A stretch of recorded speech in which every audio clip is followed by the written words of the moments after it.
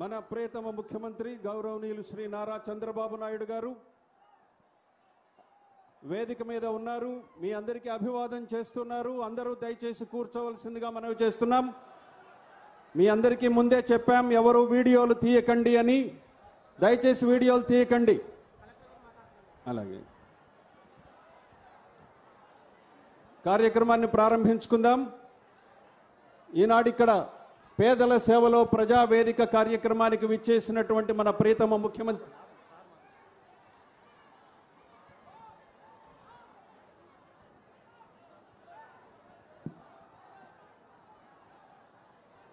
దయచేసి నిశ్శబ్దంగా ఉండండి. మన అమ్మ కుర్చీలో కూర్చోండి అమ్మా.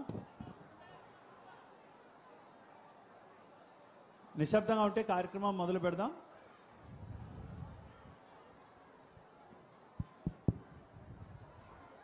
ఒకసారి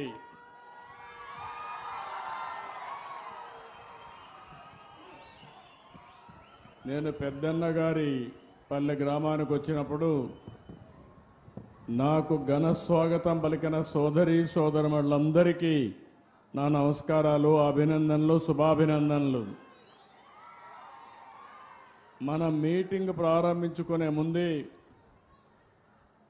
ఈరోజు ఈ గ్రామానికి వచ్చే సమయానికే నాకు ఒక దుర్వార్త వచ్చింది. నిన్న మొన్న పెద్ద ఎత్తున తుఫాన్ వచ్చిన టెక్నాలజీ ఉపయోగించుకుని టెక్నాలజీని సమర్థవంతంగా ఎదుర్కోగలిగాం. అదే సమయంలో నేను ఒకే టార్గెట్ పెట్టుకున్నా, ఎవరూ చనిపోకుండా ప్రాణ నష్టాన్ని కాపాడాలి అనే ఉద్దేశంతో ముందుకు పోయి ఇద్దరు మాత్రం చనిపోయే పరిస్థితికి వచ్చారు. అది కూడా ఒక అతను పడవ ఉందంటే అక్కడికి వెళ్ళిపోయి దాన్ని బయట తీసుకురావడానికి ప్రయత్నం చేసి అతను చనిపోయాడు. ఇంకొక అతను ఉదయం అయితే ఎక్కడికి నేచురల్ కాల్స్కి వెళ్తూ ఉంటారు, అలాంటి పోవద్దని చెప్పినా బయట వెళ్ళి చెట్టు పడిపోయి ఒక ఆయన చనిపోయాడు. కానీ ఈరోజు మీరు చూస్తే కాశీబుగ్గ టౌన్లో ఒక ప్రైవేటు వ్యక్తి వెంకటేశ్వర దేవాలయాన్ని కట్టాడు. అక్కడి నుంచి కార్తీక మాసం ఈరోజు చాలామంది అక్కడ దర్శనానికి వెళ్ళిపోయారు. కనీసం ఆయన చేసినప్పుడు పోలీసుకు కూడా చెప్పలేదు. చెప్పుంటే పోలీస్ ప్రొటెక్షన్ పెట్టి ఎక్కడికక్కడ కంట్రోల్ చేసేవారం. అది చేయని దానివల్ల అక్కడ వచ్చిన వాడు కూడా ఒక ఆర్డర్ ప్రకారం లేకుండా, క్రమశిక్షణ లేకుండా 9 మంది తొక్కిడికి గురయ్యి చనిపోయే పరిస్థితికి వచ్చారు. 5 మందికి ఇంజరీస్ కూడా అయినాయి. ఇది చాలా బాధాకరం. నేను ప్రతి ఒక్క ప్రాణాన్ని కాపాడుకోవాలని అనేక ప్రయత్నాలు చేస్తూ ఉంటే కొంతమంది ప్రైవేటు వ్యక్తులు ఇలాంటి కార్యక్రమాలు చేయడం చాలా బాధాకరం. దీన్ని నేను చాలా తీవ్రంగా ఖండిస్తున్నా. రాష్ట్రంలో అందరికి కూడా విజ్ఞప్తి చేస్తున్నా, మన ప్రాణం చాలా ముఖ్యం. ప్రాణాలు కాపాడుకోవాలంటే మనం కూడా ఒక బాధ్యతగా ఉంటే తప్ప ఓసారి వెళ్ళిపోవడం, ఎక్కువ మనుషులందరూ సమీకరణ కావడం, అక్కడ స్టాంపేడ్ జరగడం, ఇలాంటి దుర్ఘటనలు జరిగేదానికి దోహదం చేసే పరిస్థితి వస్తూ ఉంది. ఏదేమైనా మనం గుర్తుపెట్టుకోవాల్సింది, అమాయకులు చనిపోయారు. నేను చాలా బాధపడుతున్నా. అందుకని ఈ దుర్ఘటన పట్ల చాలా సీరియస్గా తీసుకుంటూ ఎవరైతే దానికి కారకులో వాళ్ళందరినీ కూడా ఇమ్మీడియట్గా కస్టడీలో తీసుకొని పూర్తి విచారణ చేసి తర్వాత ఏం చేయాలో తదుపరి చర్యలు చేపడతాం. ఇలాంటి సంఘటనలు ఈ రాష్ట్రంలో జరగడానికి వీలు లేదు. అందుకే ఒక పక్క దాన్ని చేస్తూనే అమాయకులు చనిపోయారు. 9 మంది ప్రాణాలు కోల్పోయారు. ఆ 9 మంది ప్రాణాలు కోల్పోయిందని నేను చాలా బాధపడుతున్నా. ఏ ఒక్క వ్యక్తి చనిపోకూడదనేది నా భావన. ప్రాణం విలువైనది. అలాంటి ప్రాణాలు పోగొట్టుకున్నప్పుడు మనం కూడా బాధ్యతతోనే ఇది చేయాల్సిన అవసరం ఉంటుంది. అలాంటి కుటుంబాలకు నా ప్రగాఢ సానుభూతి తెలియజేసుకుంటూ చనిపోయిన వాళ్ళందరికీ మన నివాళులు అర్పిస్తూ వాళ్ళ ఆత్మకు శాంతి కలగాలని, అది కూడా దేవుని సన్నిధిలో చనిపోయారు, దేవుని కోసరం పోయారు. కానీ ఈరోజు వాళ్ళంతా కూడా ప్రాణాలు వదిలిపెట్టే పరిస్థితి వచ్చారు. చాలా బాధేస్తుంది. ఏదేమైనా మనం అందరం నిమిత్త మాత్రం. ఓసారి సంఘటనలు జరుగుతాయి, జరగకూడదని ఎన్ని ప్రయత్నాలు చేసినా కొన్ని సంఘటనలు జరుగుతున్నాయి. నేను ఆ విషయాలను కూడా మీతో మళ్ళీ మాట్లాడతాను. కాశీ బుగ్గలో జరిగిన సంఘటన పట్ల దిగ్భ్రాంతిని వ్యక్తం చేస్తూ చనిపోయిన వారి పట్ల నా ప్రగాఢ సానుభూతి తెలియజేసుకుంటూ వారికి ఆత్మశాంతి కలగాలని భగవంతుని మనస్ఫూర్తిగా ప్రార్థిస్తూ ఇక్కడే అందరూ కూడా లేచి 2 నిమిషాలు మౌనం పాటించాల్సిందిగా మిమ్మల్ని అందరినీ కోరుతున్నా.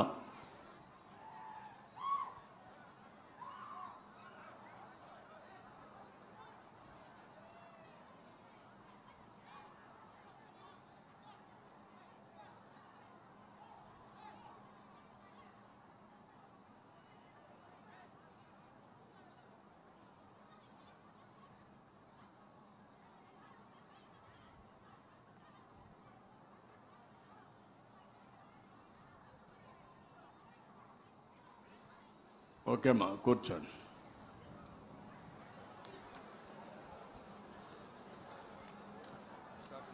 స్టార్ట్ చేయండి. ఈ సభకు విచ్చేసినటువంటి మన ప్రియతమ ముఖ్యమంత్రి గారికి స్వాగతం పలుకుతూ జిల్లా కలెక్టర్ గౌరవనీయులు శ్రీ ఏ శ్యాంప్రసాద్ గారిని సభకు స్వాగతం పలకవలసిందిగా కోరుతున్నాం. అందరికీ నమస్కారం. ఈరోజు పేదల సేవలో కార్యక్రమంలో భాగంగా కది నియోజకవర్గం తలుపుల మండలం పెద్దన్నవారిపల్లి గ్రామానికి విచ్చేసినటువంటి గౌరవనీయులు మన రాష్ట్ర ముఖ్యమంత్రి వర్యులు శ్రీ నారా చంద్రబాబు నాయుడు గారికి ధన్యవాదాలు సార్. అదేవిధంగా సభన ఆసీనులైనటువంటి రాష్ట్ర ఇన్ఛార్జ్ మంత్రివర్యులు రెవెన్యూ శాఖ మంత్రివర్యులు శ్రీ అనగాని సత్యప్రసాద్ గారికి, రాష్ట్ర వెనుకబడిన తరగతుల సంక్షేమ శాఖ మంత్రి గారు శ్రీమతి సవిత గారికి, కదిరి ఎమ్మెల్యే శ్రీ కందికుంట వెంకటప్రసాద్ గారికి, మన గౌరవ ఎంపీ గారికి అండ్ ఇక్కడికి విచ్చేసినటువంటి ప్రజాప్రతినిధులకు, అధికారులకు, ప్రజలకు అందరికీ కూడా పేరు పేరున నమస్కారం. సార్, ఈరోజు మీరు సత్యసాయి జిల్లాలో ఇక్కడ మారుమూల గ్రామానికి వచ్చి స్వయంగా లబ్ధిదారులకి ఇంటి వద్దనే పెన్షన్ పంపిణీ చేయడం మాకెంతో స్ఫూర్తిదాయకం అండ్ ఆనందదాయకం సార్. ఈరోజు మా జిల్లాలో 2,63,713 మందికి 115 కోట్ల పెన్షన్ పంపిణీ కూడా ఒక్క రోజులోనే 90% పైన పంపిణీ చేయబడి జరిగింది సార్. మిగతా వారికి కూడా వాళ్ళ ఇంటి వద్దన రేపు ఇవ్వడం జరుగుతుంది సార్. ముఖ్యంగా సత్యసాయి జిల్లా ఈ రాష్ట్రంలో రాయలసీమలో ఒక జిల్లాగా ఉంది. ఇక్కడ ముఖ్యంగా మీరు ఇచ్చినటువంటి మార్గనిర్దేశకం ప్రకారంగా స్వర్ణాంధ్ర విజన్ డాక్యుమెంట్లో భాగంగా అటు వ్యవసాయం, పారిశ్రామిక రంగం, సేవారంగం 3 కూడా సమతుల్యతతో అభివృద్ధి చెందడానికి మేము నియోజకవర్గం స్థాయి నుంచి గ్రామ స్థాయి వరకు కూడా విజన్ ప్లాన్ తయారు చేసుకున్నాం సార్. ముఖ్యంగా వ్యవసాయం 36%, పారిశ్రామిక రంగం 33% అండ్ సేవారంగం 31%గా ఉంది సార్. మీరు ఎప్పుడు కూడా రాయలసీమ ప్రాంతం హార్టికల్చర్ హబ్గా ఎప్పుడు కూడా ఉండాలని అనుకుంటున్నారు. అదేవిధంగా సత్యసాయి జిల్లాను కూడా ఫ్రూట్ అండ్ వెజిటేబుల్ బాస్కెట్గా చేయడానికి మేము లక్ష్యంగా ఉన్నాం.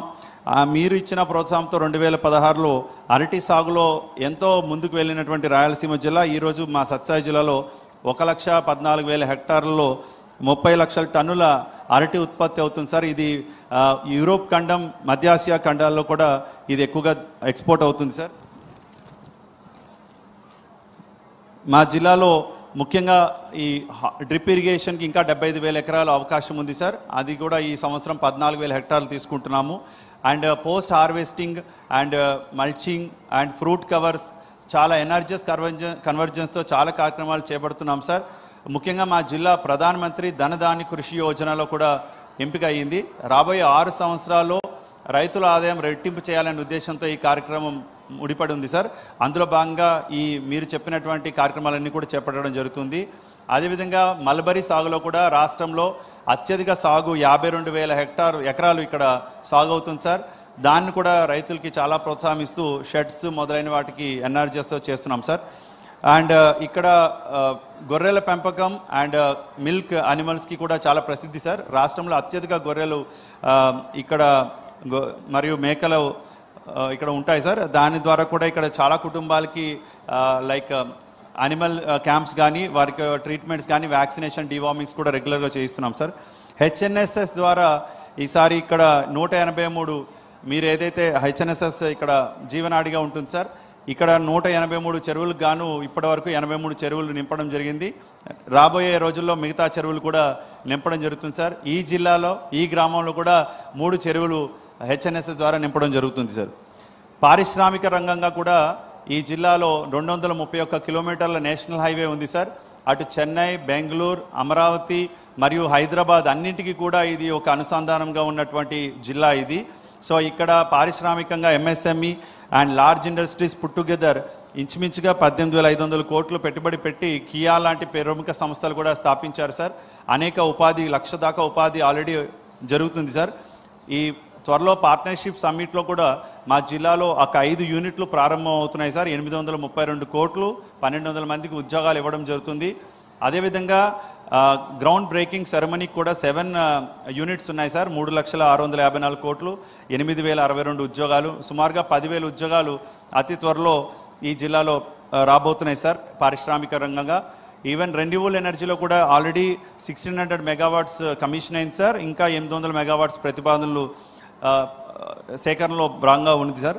సేవా రంగంలో కూడా మాది టూరిజం అనేది ఒక గ్రోత్ ఇంజిన్గా తీసుకొని కదిరి నరసింహస్వామి, లేపాక్షి, మన పుట్టవర్తి సత్యసాయిబాబా 100వ జయంతి మరియు పెనుగొండ మొదలైన ప్రాంతాల చారిత్రక ఆధ్యాత్మిక ప్రాంతాలన్నింటినీ కూడా టూరిజం సర్క్యూట్గా చేసి కూడా ఇక్కడ డెవలప్మెంట్కి వీవర్స్ కమ్యూనిటీకి సంబంధించిన ఇష్యూస్ మీద కూడా ఇక్కడ కృషి చేస్తున్నాం సార్. ఖచ్చితంగా మీరు చెప్పినటువంటి 15% గ్రోత్ రేట్ మా జిల్లా వైపు తీసుకువెళ్ళడానికి మీ అందరం కూడా కష్టపడి కృషి చేస్తామని తెలియజేస్తూ ధన్యవాదాలు సార్. మీ అనుమతితో కార్యక్రమాన్ని ముందుకి కొనసాగించడానికి అభ్యర్థిస్తున్నాను సార్.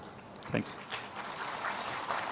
ఇప్పుడు గౌరవనీయులు కదిరి నియోజకవర్గ ఎమ్మెల్యే గారు శ్రీ కందికుంట వెంకటప్రసాద్ గారిని మాట్లాడుతుందిగా కోరుతున్నాను.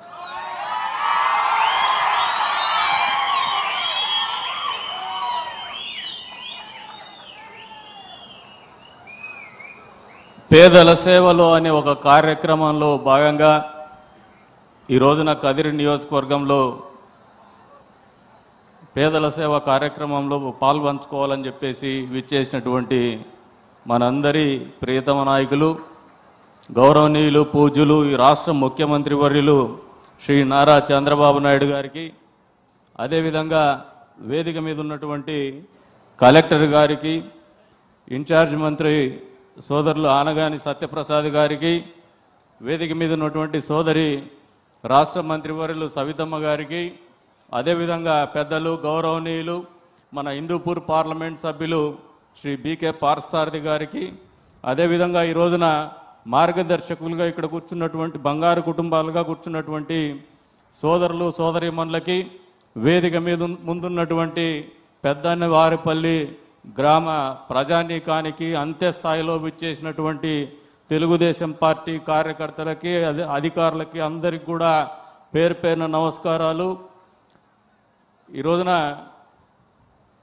ముఖ్యమంత్రి చంద్రబాబు నాయుడు గారు అధికారం లేకొచ్చినాక ఆయన ఆలోచనలో ఒక కొత్తదనం ఉంది, ఆయనకు ఒక పట్టుదల ఉంది. అధికారం కొత్త కాదు, ముఖ్యమంత్రి పదవి కొత్త కాదు, కాకపోతే ప్రజల్లో ఉన్నటువంటి ఆర్థిక అసమానతల్ని రూపుమాపాలనే ఆలోచన ఆయనలో రావడం అనేది నిజంగా ఈ ఆంధ్ర రాష్ట్ర ప్రజలకు భగవంతుడిచ్చినటువంటి వరం అని చెప్పేసి కూడా ఈ సందర్భంగా తెలియజేస్తూ ఉంటాను. ఈ రోజున ఈ మండలంలో ఈ గ్రామాన్ని ఎంచుకున్నప్పుడు వచ్చినటువంటి జిల్లా ఎమ్మెల్యేలు కూడా అడిగినారు, ఇది ఎందుకు ఇంత రిమోట్ ప్లేస్లో పెట్టుకున్నారు, మారుమూల ప్రాంతంలో, అందులో పెద్ద గ్రామం కూడా కాదు ఇదని చెప్పేసి. ముఖ్యమంత్రి వర్యులకు ప్రశ్నించినటువంటి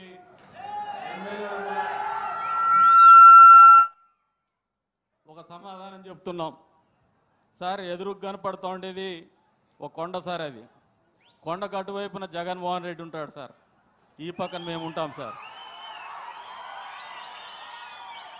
ఆ కొండకు ఈ ఊరికి మధ్యలో మీరు తవ్వించినటువంటి HNSS main branch canal run అవుతుంది సార్.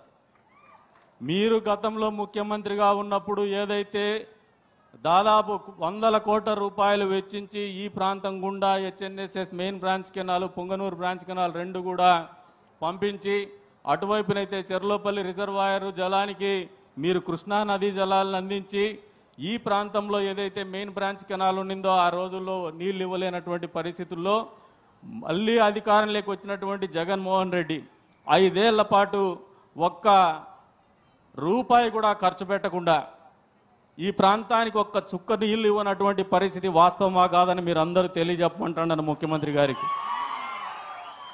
మరి అధికారం లేకొచ్చి 16 నెలలు 17 నెలలు అవుతోంది. ఈ 16 నెలలు 17 నెలల కాలంలో మొదటిసారిగా మొదటి క్వార్టర్లోనే అంటే మొదటి 4 నెలల్లోనే హంద్రినీవా మెయిన్ బ్రాంచ్ కెనాల్ ద్వారా మీ మండలానికి నీళ్ళు ఇచ్చినటువంటి ఘనత చంద్రబాబు నాయుడు గారికి దక్కుతుందా లేదా ఒక్కసారి చెప్పమంటున్నాను. మొదటిసారి నీళ్ళు ఇచ్చిన రోజు వరకు కూడా మనం ₹1 మళ్ళీ ఖర్చు పెట్టలేదు.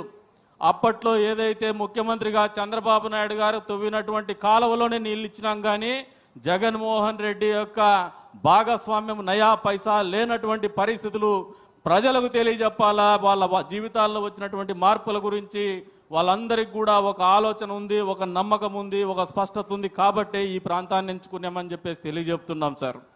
రెండో క్వార్టర్లో ఈ దఫా నీళ్లు బాగా వర్షాలు ఎక్కువేసి మనకు ఫ్లడ్స్ కూడా పైన ఎక్కువ ఉన్నటువంటి పరిస్థితుల్లో ఈ ప్రాంతానికి నీళ్లు ఇవ్వడమే కాదు సార్, ₹1 కూడా ఖర్చు పెట్టలేదు సార్ మెయిన్ బ్రాంచ్ కెనాల్లో. అయినప్పటికీ ఇంజనీర్లు చూపినటువంటి చొరవ కావచ్చు, అంతే స్థాయిలో ప్రజానీకం చూపినటువంటి చొరవ కావచ్చు, మీరు చూపినటువంటి మార్గదర్శకత్వం కావచ్చు, మాలో ఒక పట్టుదల పెంచి ఈ రోజులో కొండారెడ్డి చెరువు కావచ్చు, కొత్త చెరువును కావచ్చు నింపి మరవబారే విధంగా ఏర్పాటు చేసినటువంటి ఘనత మీకే దక్కుతుందని చెప్పేసి కూడా ఈ సందర్భంగా తెలియజేస్తూ ఉన్నాం సార్. ఇది ఒక అద్భుతం సార్. ఇది ఏదో పొగడ్డానికైతే మేము ఇక్కడ లేం. మా జీవితాల్లో వచ్చినటువంటి మార్పు, ఈ ప్రాంత ప్రజానీకంలో వచ్చినటువంటి సంతోషం, ఈ ప్రాంత ప్రజానీకానికి మనం ఇచ్చినటువంటి నమ్మకాన్ని మీకు అభివందనం తెలియజెప్పాలని ఒక పట్టుదలతోనే ఈ యొక్క ఆలోచనని మీకు తెలియజెప్తున్నాం సార్. అదొక ఎత్తు అయితే పక్కనే కూతవేటు దూరంలో ముఖ్యమంత్రి ఉంటాడని చెప్పేసి గతంలో ముఖ్యమంత్రి అయినటువంటి జగన్మోహన్ రెడ్డిని చూపిస్తూ కదిరి వాళ్ళ అడ్డా అన్నట్టు ఆలోచన చేసి కదిరికి పులివెందులకు పెద్ద తేడా లేదనే ఆలోచనతోనే ఆ రోజున మన కూతవేటం దూరంలో ముఖ్యమంత్రి ఉంటాడని ఓట్లు వేయించుకున్నటువంటి వాళ్ళు చేసినటువంటి ఘనకార్యం ఏంటంటే నరసింహస్వామి ఉంటాడు మాకు. ఇందాక టూరిజం హబ్ గురించి కూడా చెప్పారు కలెక్టర్ గారు. ఇటువంటి కామన్ సెన్స్ కూడా లేకుండా జగన్మోహన్ రెడ్డి వాళ్ళు బాబాయిని చంపుకోవడానికి మా ఊరికి వచ్చి గొడ్డలు కొనుక్కొని పోయినాడు సార్. మా పరువు మంట గెలిపినాడు సార్ ఆయన. కానీ మీరు మళ్ళీ ముఖ్యమంత్రి అయిన తర్వాత ఈ ప్రాంతానికి మీరు కూడా ఆలోచన చేసుకోవాలా, మనమందరూ కూడా ఆలోచన చేసుకోవాలా. హంద్రినీవా మెయిన్ బ్రాంచ్ కెనాల్లో నీళ్ళు ఇవ్వడమే కాదు, మన గొంతుగా తడపడమే కాదు, మన భూములు తడపడమే కాదు, పక్కనే ఎవరైతే మన ప్రాంతంలో గొడ్డలు కొని వాళ్ళ బాబాయిని చంపడానికి వాడుకున్నటువంటి పులివెందుల ఎమ్మెల్యే ప్రాంతంలో కూడా జెడ్పీటీసీ ఎన్నికల సందర్భంగా ఇచ్చినటువంటి హామీని నిలబెట్టుకుంటూ మన కాలువ ద్వారానే వాళ్ళకు కూడా నీళ్ళు ఇచ్చినటువంటి ఘనత చంద్రబాబు నాయుడు గారికి ముఖ్యమంత్రికి దక్కుతుందని ఈ సందర్భంగా తెలియజేస్తాను. జగన్మోహన్ రెడ్డి రక్తం బారించినాడు, కదిరిలో గొడ్డలు కొని పులివెందులో రక్తం బారిస్తే చంద్రబాబు నాయుడు గారు ముఖ్యమంత్రి అయిన తర్వాత కాలువ నుంచి అదే గడ్డకు మంచి నీళ్ళు ఇచ్చి తాగడానికి వ్యవసాయానికి నీళ్ళు ఇచ్చి ఆ ప్రజానీకాన్ని ఆదుకున్నాడు. అది మన ముఖ్యమంత్రి గారికి జగన్మోహన్ రెడ్డి గారికి ఉండే వ్యత్యాసం అని చెప్పేసి కూడా మీకు ఈ సందర్భంగా తెలియజేస్తూ ఉన్నాను. ఇకపోతే సార్ మా నియోజకవర్గం గురించి చాలా అడగాలని చెప్పేసి మా వాళ్ళందరూ చాలా రిప్రజెంటేషన్స్ పట్టుకొని కూర్చున్నారు సార్. మేము కూడా చాలా హోంవర్క్ చేసుకున్నాం. మీకు ఒకటే నాకు సుదీర్ఘమైనటువంటి రాజకీయంగా 20 ఏళ్ల పాటు మీతో పాటు కలిసి నడుస్తున్నాం సార్. మీకు మళ్ళీ వేదిక మీద నుంచి మా గురించి కానీ నా గురించి కానీ మా నియోజకవర్గం గురించి కానీ ఈ ప్రాంతం గురించి కానీ తెలియజెప్పేటువంటి అవసరం ఉందని నేనైతే భావించడం లేదు సార్. మా కష్టాలు తెలుసు సార్, మా బాధలు తెలుసు సార్, మా ఈ ఊర్లో బతుకుతున్నటువంటి పరిస్థితులు మీకు మామూలుగా తెలియదు సార్, ఎక్కువ తెలుసు సార్ మీకు. మేము కోరేది ఒకటే, అధికారం వచ్చిన 17 నెలలలో కూటమికి చెందినటువంటి నాయకులు కావచ్చు, కార్యకర్తలు కావచ్చు, ఒక నిబద్ధతతో పనిచేస్తున్నాం. నిక్కచ్చిగా ప్రజలకు మంచి చేయాలా, ఈ ప్రాంతానికి మంచి జరగాల అనే ఒక ఆలోచనతో స్పష్టతతో ముందుకు పోతున్నాం సార్. మా ప్రతి అడుగు ప్రతి ఆలోచన ఈ ప్రాంత అభివృద్ధికి, పేదవాడి జీవితంలో మార్పు తీసుకొచ్చేసి చంద్రబాబు నాయుడు గారి ప్రభుత్వం అంటే ఈ రకంగా ఉంటుంది అని చూపించే ఒక ప్రయత్నం అయితే నిరంతరం చేస్తూనే వస్తున్నాం సార్. ఇది మనస్ఫూర్తిగా మీకు చెప్తున్నటువంటి మాట. కాబట్టి మా ఆలోచనకి, మా ప్రాంత అభివృద్ధికి మనస్ఫూర్తిగా మేము కోరేటువంటి విషయాల్లో మీ సహాయ సహకారాలు పూర్తి స్థాయిలో అందిస్తారని చెప్పేసి ఆశిస్తూ, మీరు ఈ రోజున ఇక్కడికి వచ్చేసి మీ పాదమి మోపినటువంటి నెలలో మా అందరి జీవితాల్లో ఒక నమ్మకాన్ని నిలిపే విధంగా మీకు ఈ కార్యక్రమాన్ని రూపొందించినందుకు గాను మీకు మనస్ఫూర్తిగా నియోజకవర్గ ప్రజలందరి తరఫున ధన్యవాదాలు తెలుపుకుంటూ సెలవు తీసుకుంటున్నాను. జై చంద్రబాబు నాయుడు గారు, జై తెలుగుదేశం. గౌరవ శాసనసభ్యులు శ్రీ కందికుంట వెంకటప్రసాద్ గారికి కృతజ్ఞతలు తెలియజేస్తూ హిందూపురం పార్లమెంటు సభ్యులు గౌరవనీయులు శ్రీ బీకే పార్థసారథి గారిని ప్రసంగించవలసిందిగా కోరుతున్నాం.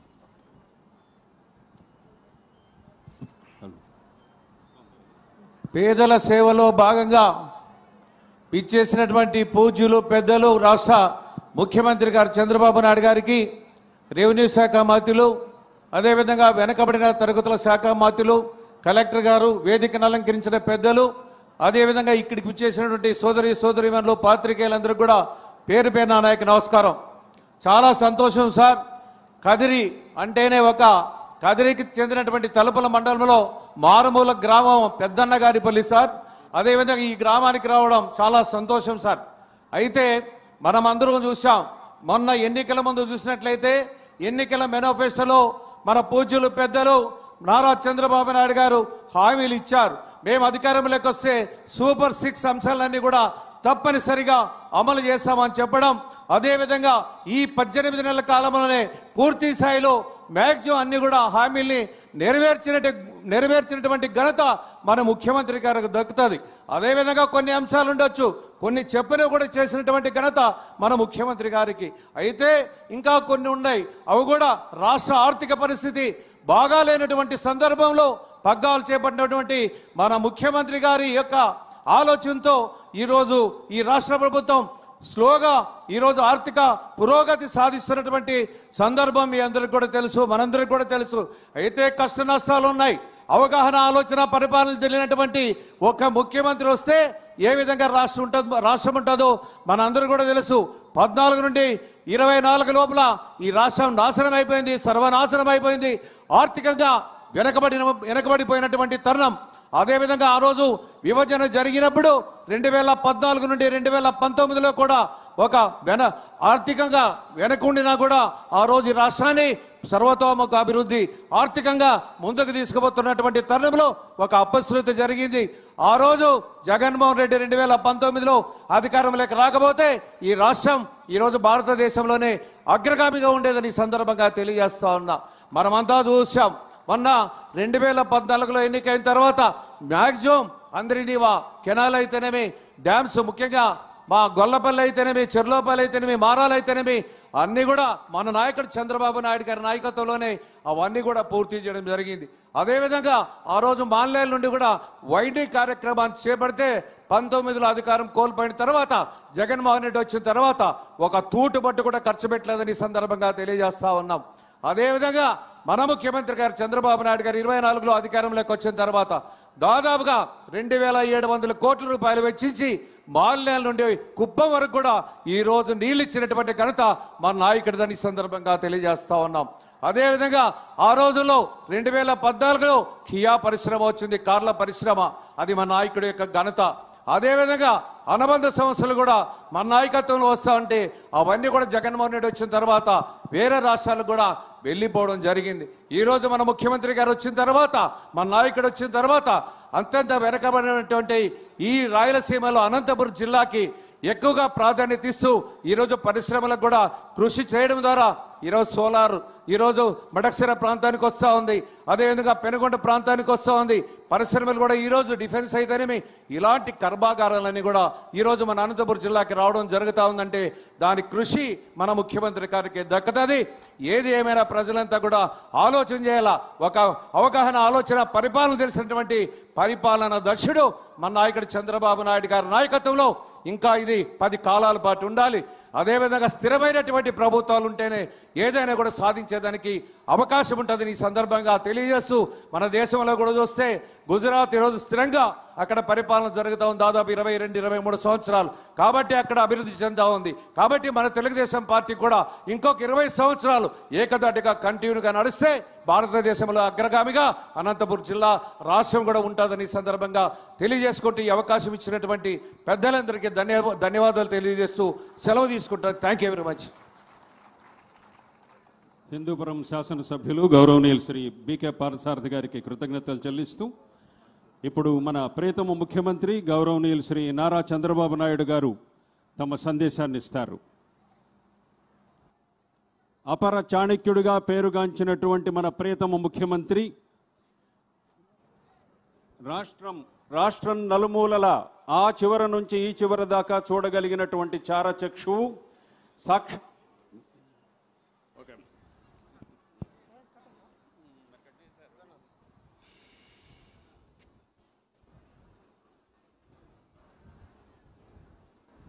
సభాధ్యక్షులు, స్థానిక శాసనసభ్యులు గౌరవనీయులు కందికుట్ల వెంకటప్రసాద్ గారు, సహచర మంత్రివర్గ సభ్యులు, జిల్లా ఇన్ఛార్జి మంత్రి అయినటువంటి అనగాని సత్యప్రసాద్ గారు,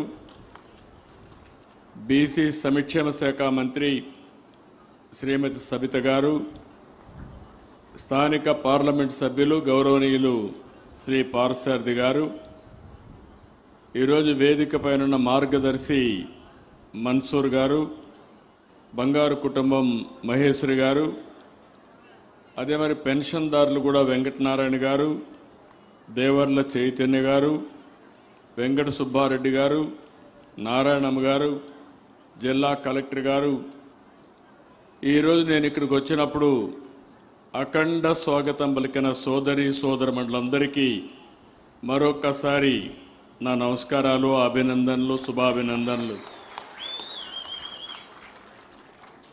మీరు మొన్న జరిగిన ఎన్నికల్లో అన్ని ప్రాంతాల్లో కూడా మేము ఒక హామీ ఇచ్చాం.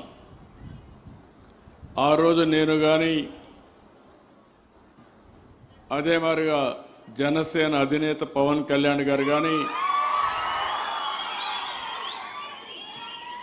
బీజేపీ నరేంద్ర మోడీ గారి నాయకత్వంలో బీజేపీ కానీ అందరం కలిసి రాష్ట్ర భవిష్యత్తు కోసం, మళ్ళీ రాష్ట్రాన్ని పునర్నిర్మాణం చేయడం కోసం, పూర్వ వైభవం తేవడం కోసం కూటమిగా ఏర్పడ్డాం. ఆ రోజు నేను ఒకే మాట చెప్పాను, ఎన్ని సంవత్సరాలు నాకు పరిపాలన అనుభవం ఉంది, కానీ రాబోయే రోజుల్లో సమిక్షేమం కోసం సూపర్ 6 తీసుకొస్తాం, సమిక్షేమానికి పెద్దపీట వేస్తాం, అదేవిధంగా అభివృద్ధి కార్యక్రమాలు చేస్తాం. అంతేకాకుండా సుపరిపాలన ద్వారా సమర్థవంతమైన పాలన ఇచ్చి రాష్ట్రాన్ని పునర్నిర్మాణం చేసే బాధ్యత మేము తీసుకుంటామని ఆ రోజు హామీ ఇచ్చాం. మీరు నమ్మారు. నమ్మడం మామూలుగా నమ్మడం కాదు. 94% ఓట్లేసి మొత్తం 94% ఎవరిని పెట్టినా అభ్యర్థులు గెలిపించి 57% ఓట్ల సంఖ్యతో అఖండ మెజారిటీ ఇచ్చిన ఘనత మొట్టమొదటిసారిగా ఆంధ్రప్రదేశ్ రాష్ట్రానికి దక్కింది. నాకు అనునిత్య జ్ఞాపకం ఉంటుంది. నిద్రలేసినప్పటి నుంచి కూడా నేను మిమ్మల్ని గురించి ఆలోచిస్తూ ఉంటాను. నా ఆలోచన అంతా ఒకటే, ఏ ఒక్క వ్యక్తికి, ఏ ఒక్క కుటుంబానికి ఇబ్బంది లేకుండా మీ జీవితాల్లో ఏ విధంగా వెలుగు తేగలుగుతామో ఆలోచిస్తున్నాను.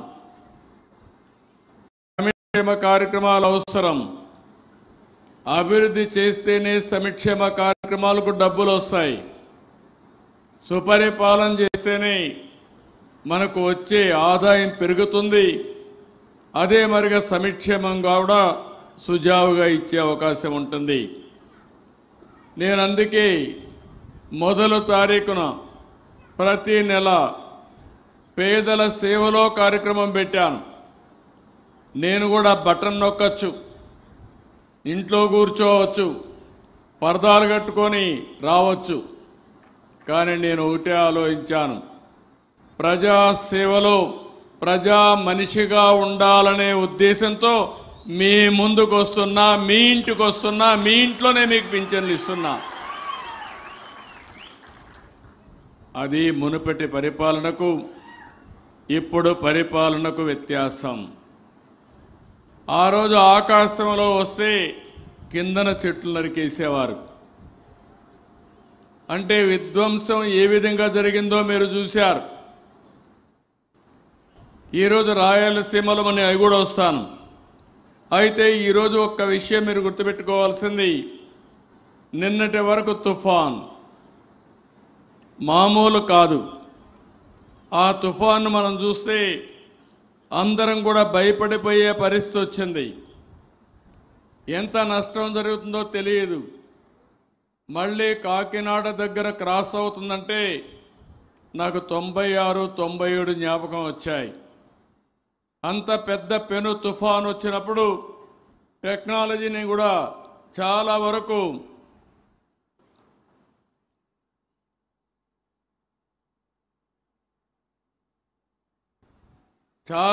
మీరు చూస్తే నేను 17 నెలలుగా కొన్ని కార్యక్రమాలకు శ్రీకారం చుట్టాను. ఇంకా త్వరితగతిన పనులు చేయాలంటే ఏం చేయాలని ఆలోచించి టెక్నాలజీని గవర్నమెంట్ యంత్రాంగానికి అనుసంధానం చేశాను. ఈరోజు మీరు చూస్తున్నారు, ఒకప్పుడు ఆనాటి పాలకులు చెప్పారు పెన్షన్లు ఇవ్వడానికి 2,55,000 మంది, 2,62,000 మందిని వాలంటీర్లు పెట్టామని ఒక పెన్షన్ ఇవ్వడానికి. అదే యంత్రాంగం ఈరోజు మీరు చూస్తే నిద్ర లేస్తే మీ ఇంటికి నేరుగా పింఛన్లు వస్తున్నాయా లేదా అని మిమ్మల్ని అడుగుతున్నా. ముందు కంటే మెరుగ్గా వస్తున్నాయా లేదా అని మిమ్మల్ని అడుగుతున్నా. మెరుగ్గా వస్తున్నాయంటే గట్టిగా చప్పట్లు కూడా చెప్పండి, వస్తున్నాయని.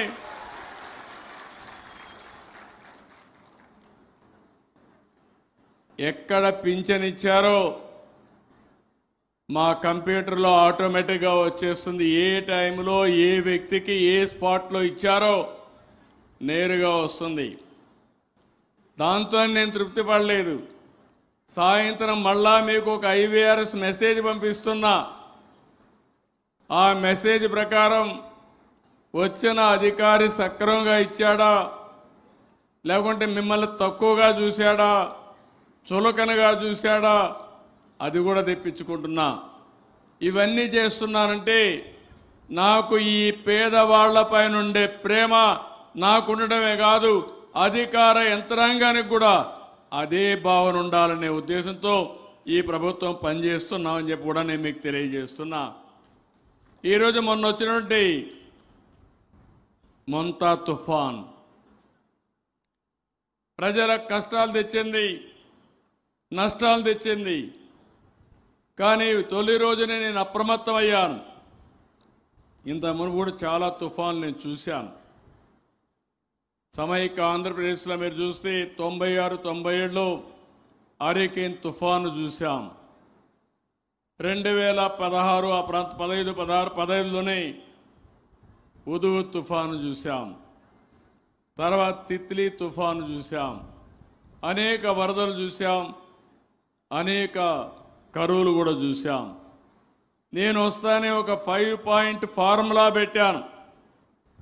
ముందుగానే అప్రమత్తం చేయడం, ప్రిపేర్ కావడం, ఎక్కడికక్కడ మానిటరింగ్ మెకానిజం ఎస్టాబ్లిష్ చేశాను. ఎక్కడ ఏం జరుగుతుందో ఎప్పటికప్పుడు అప్రమత్తం చేయడానికి అలర్ట్స్ మెకానిజం పెట్టాను. ఇంకో పక్క ఒక్క మనిషి చనిపోకూడదు, అందరినీ కాపాడాలి, ముందు జాగ్రత్తలు తీసుకున్నాం. అదే మాదిరిగా రీహాబిలిటేషన్ ఎక్కడన్నా జరిగితే తొందరగా ఒక రోడ్డు బ్లాక్ అయితే చెట్లు వర్షం పడతా ఉంటే చెట్లు కూడా వారగా పెట్టి మీకు ప్రయాణ సౌకర్యం కల్పించాం. కరెంట్ ఆగిపోతే ఎంత తొందరగా తిరిగి కరెంట్ ఇవ్వగలుగుతామో ఇచ్చే పరిస్థితికి వచ్చాం. ఇవన్నీ చేసిన తర్వాత ఈరోజు మళ్ళా మీరు ఒకసారి ఆలోచిస్తే నష్టపోయిన రైతాంగానికి, నష్టపోయిన ప్రతి ఒక్కరికి మళ్ళీ న్యాయం చేయడం కోసం 5 రోజుల్లో ఏ విధంగా ఆర్థిక సహాయం చేయాలి, కడాన పంటల్లో పంట పొలాల్లో నీళ్లుంటే ఆ నీళ్లు కూడా తీసేయడానికి ప్రత్యేకమైన శ్రద్ధ పెట్టి ఎక్కడ పంట కుళ్ళిపోకుండా అన్ని జాగ్రత్తలు తీసుకున్నాం. ఇది ఈరోజు ఒక బాధ్యతతో చేసిన పని. దీనివల్ల మీరు చూస్తే చాలా పగడ్బందీగా ముందుకు పోయాం కాబట్టి 5,200 కోట్ల రూపాయల ఆస్తి నష్టం జరిగింది. 2 మాత్రం ప్రాణాలు పోగొట్టుకునే పరిస్థితికి వచ్చారు. నేనైతే రాత్రింబగళ్ళు నేను కానీ మంత్రివర్గ సభ్యులు ఎవరైతే ఉన్నారో వాళ్ళు కానీ ఇవన్నీ కూడా చేశాం. ఉద్యోగులు కూడా మీరు ఒకసారి చూస్తే నేను మనస్ఫూర్తిగా అభినందించాను. ప్రభుత్వ యంత్రాంగం సమర్థవంతంగా పనిచేసింది.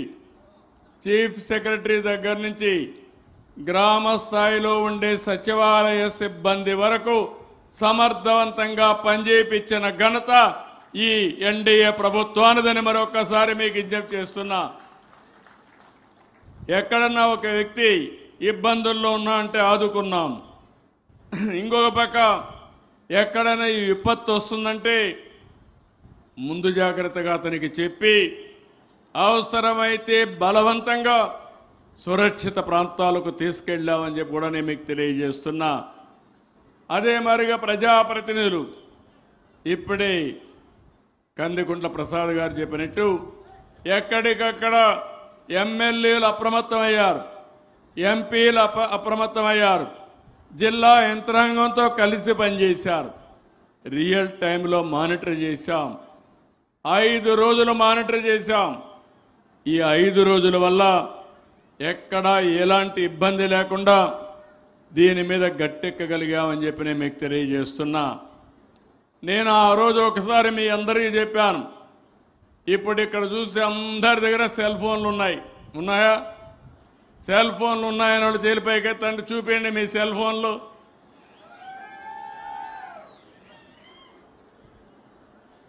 ఒకప్పుడు నేను సెల్ ఫోన్ అంటే నన్ను ఎగతాళి చేశారు, అవునా కాదా అని మిమ్మల్ని అడుగుతున్నా.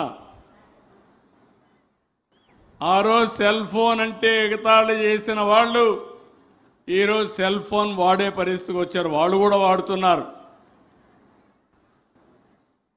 ఆ రోజే నేను చెప్పాను, 30 ఏళ్లకు మునుపు చెప్పాను, రాబోయేది ఐటీ విప్లవం.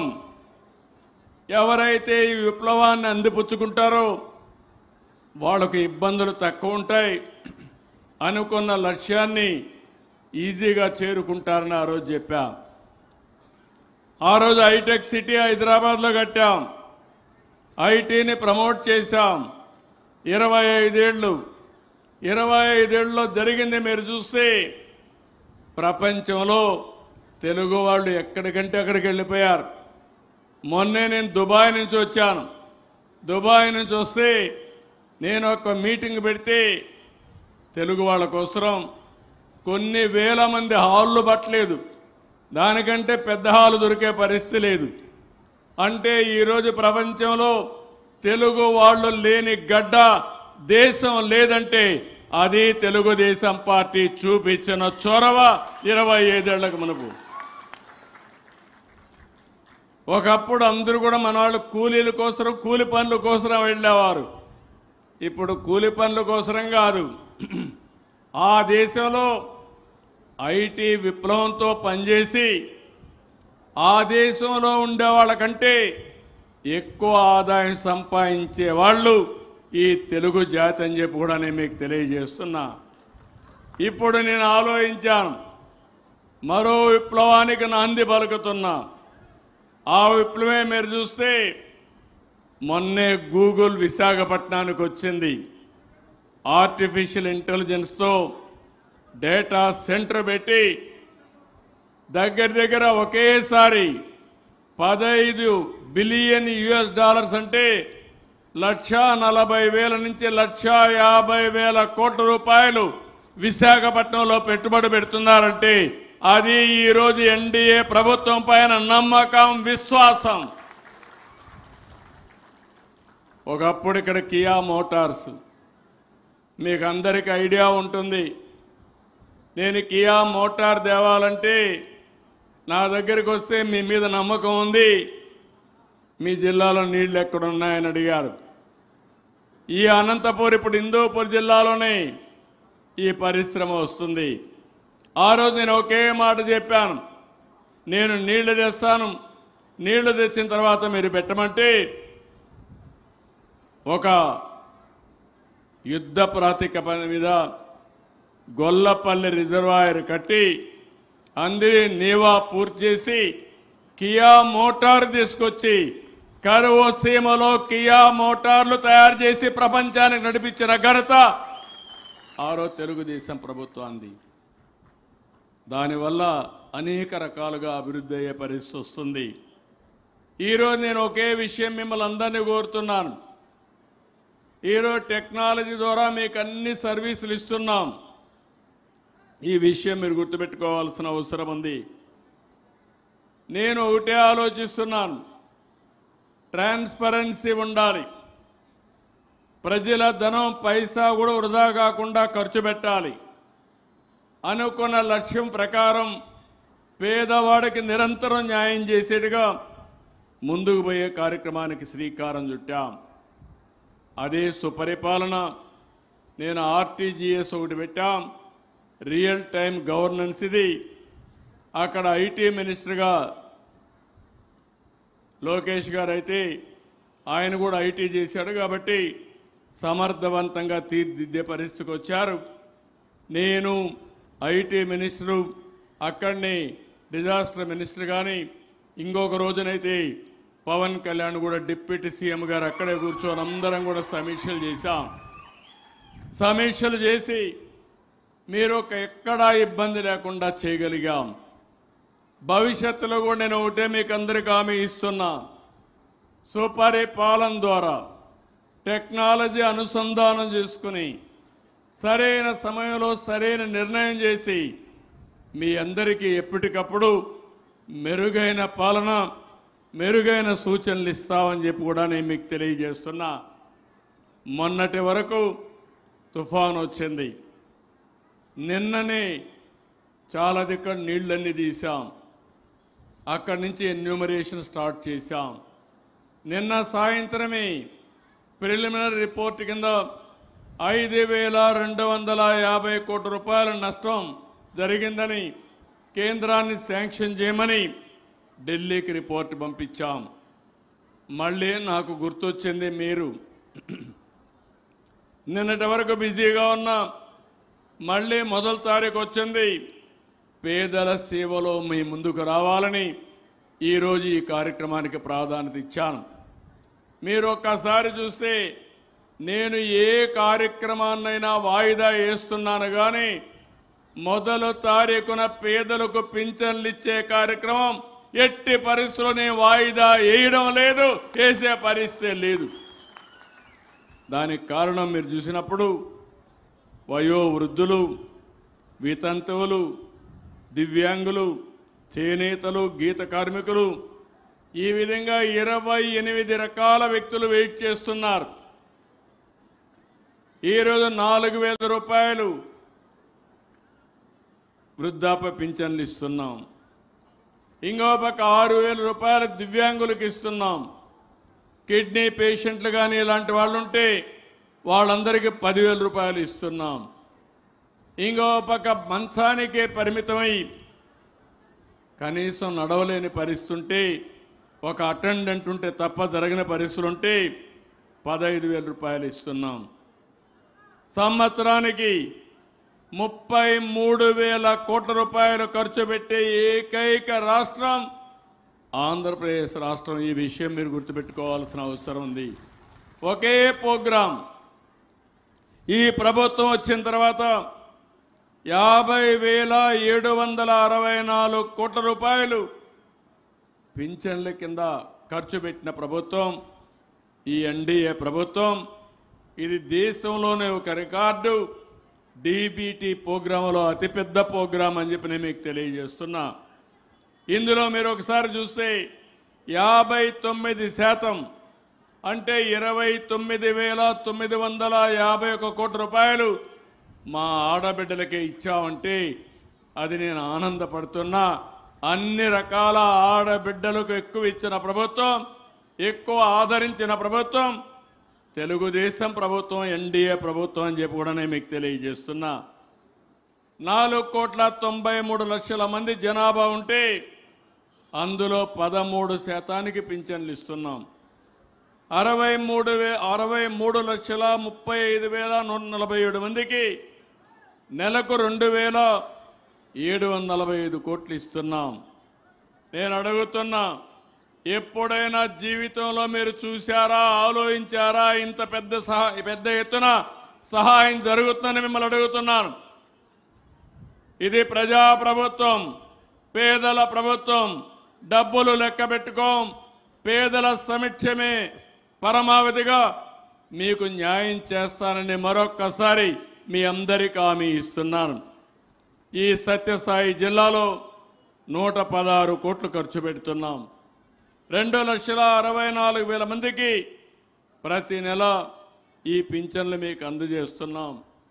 ఒక కదిరి సత్యప్రసాద్ గారు, కదిరికుంట ప్రసాద్ గారు ఉండే ఈ నియోజకవర్గంలో 43,000 మందికి 19 కోట్ల రూపాయలు, తలుపల మండలంలో 6,777 మందికి 3,05,00,000 రూపాయలు, పెద్దన్నవారిపల్లిలో 756 మందికి 33 లక్షలు ప్రతి నెల ఇచ్చే ప్రభుత్వం ఈ ఎన్డీఏ ప్రభుత్వం అని చెప్పి కూడా నేను మీకు తెలియజేస్తున్నా. ఒకప్పుడు వృద్ధాప్యంతో పింఛన్దారు చనిపోతే భార్యకు పింఛన్ ఇచ్చేవాళ్ళు కాదు. అదే నెల నుంచి ఇప్పుడు పింఛన్లు ఇస్తున్నాను. ఈ నెలలో మీరు చూస్తే 8,151 మంది చనిపోతే 3,26,00,000 రూపాయలు పింఛన్లు ఇస్తున్నాం. 2 నెలలుగా పింఛన్లు తీసుకోకపోతే 1,55,398 మందికి 127 కోట్లు ఇస్తున్నాం.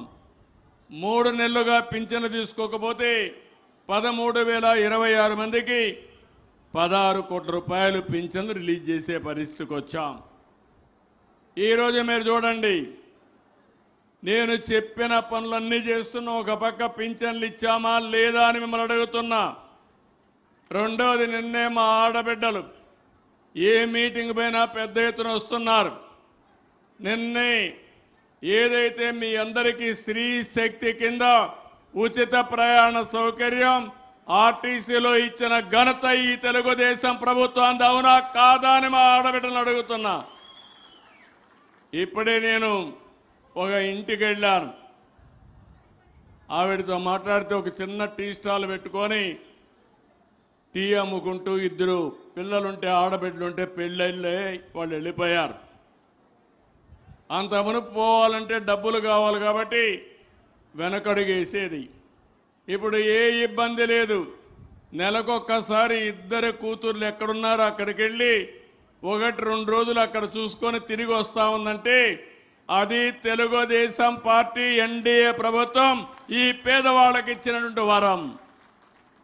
ఒకప్పుడు నేనే దీపం పెట్టాను, వంట గ్యాస్ ఇచ్చాను.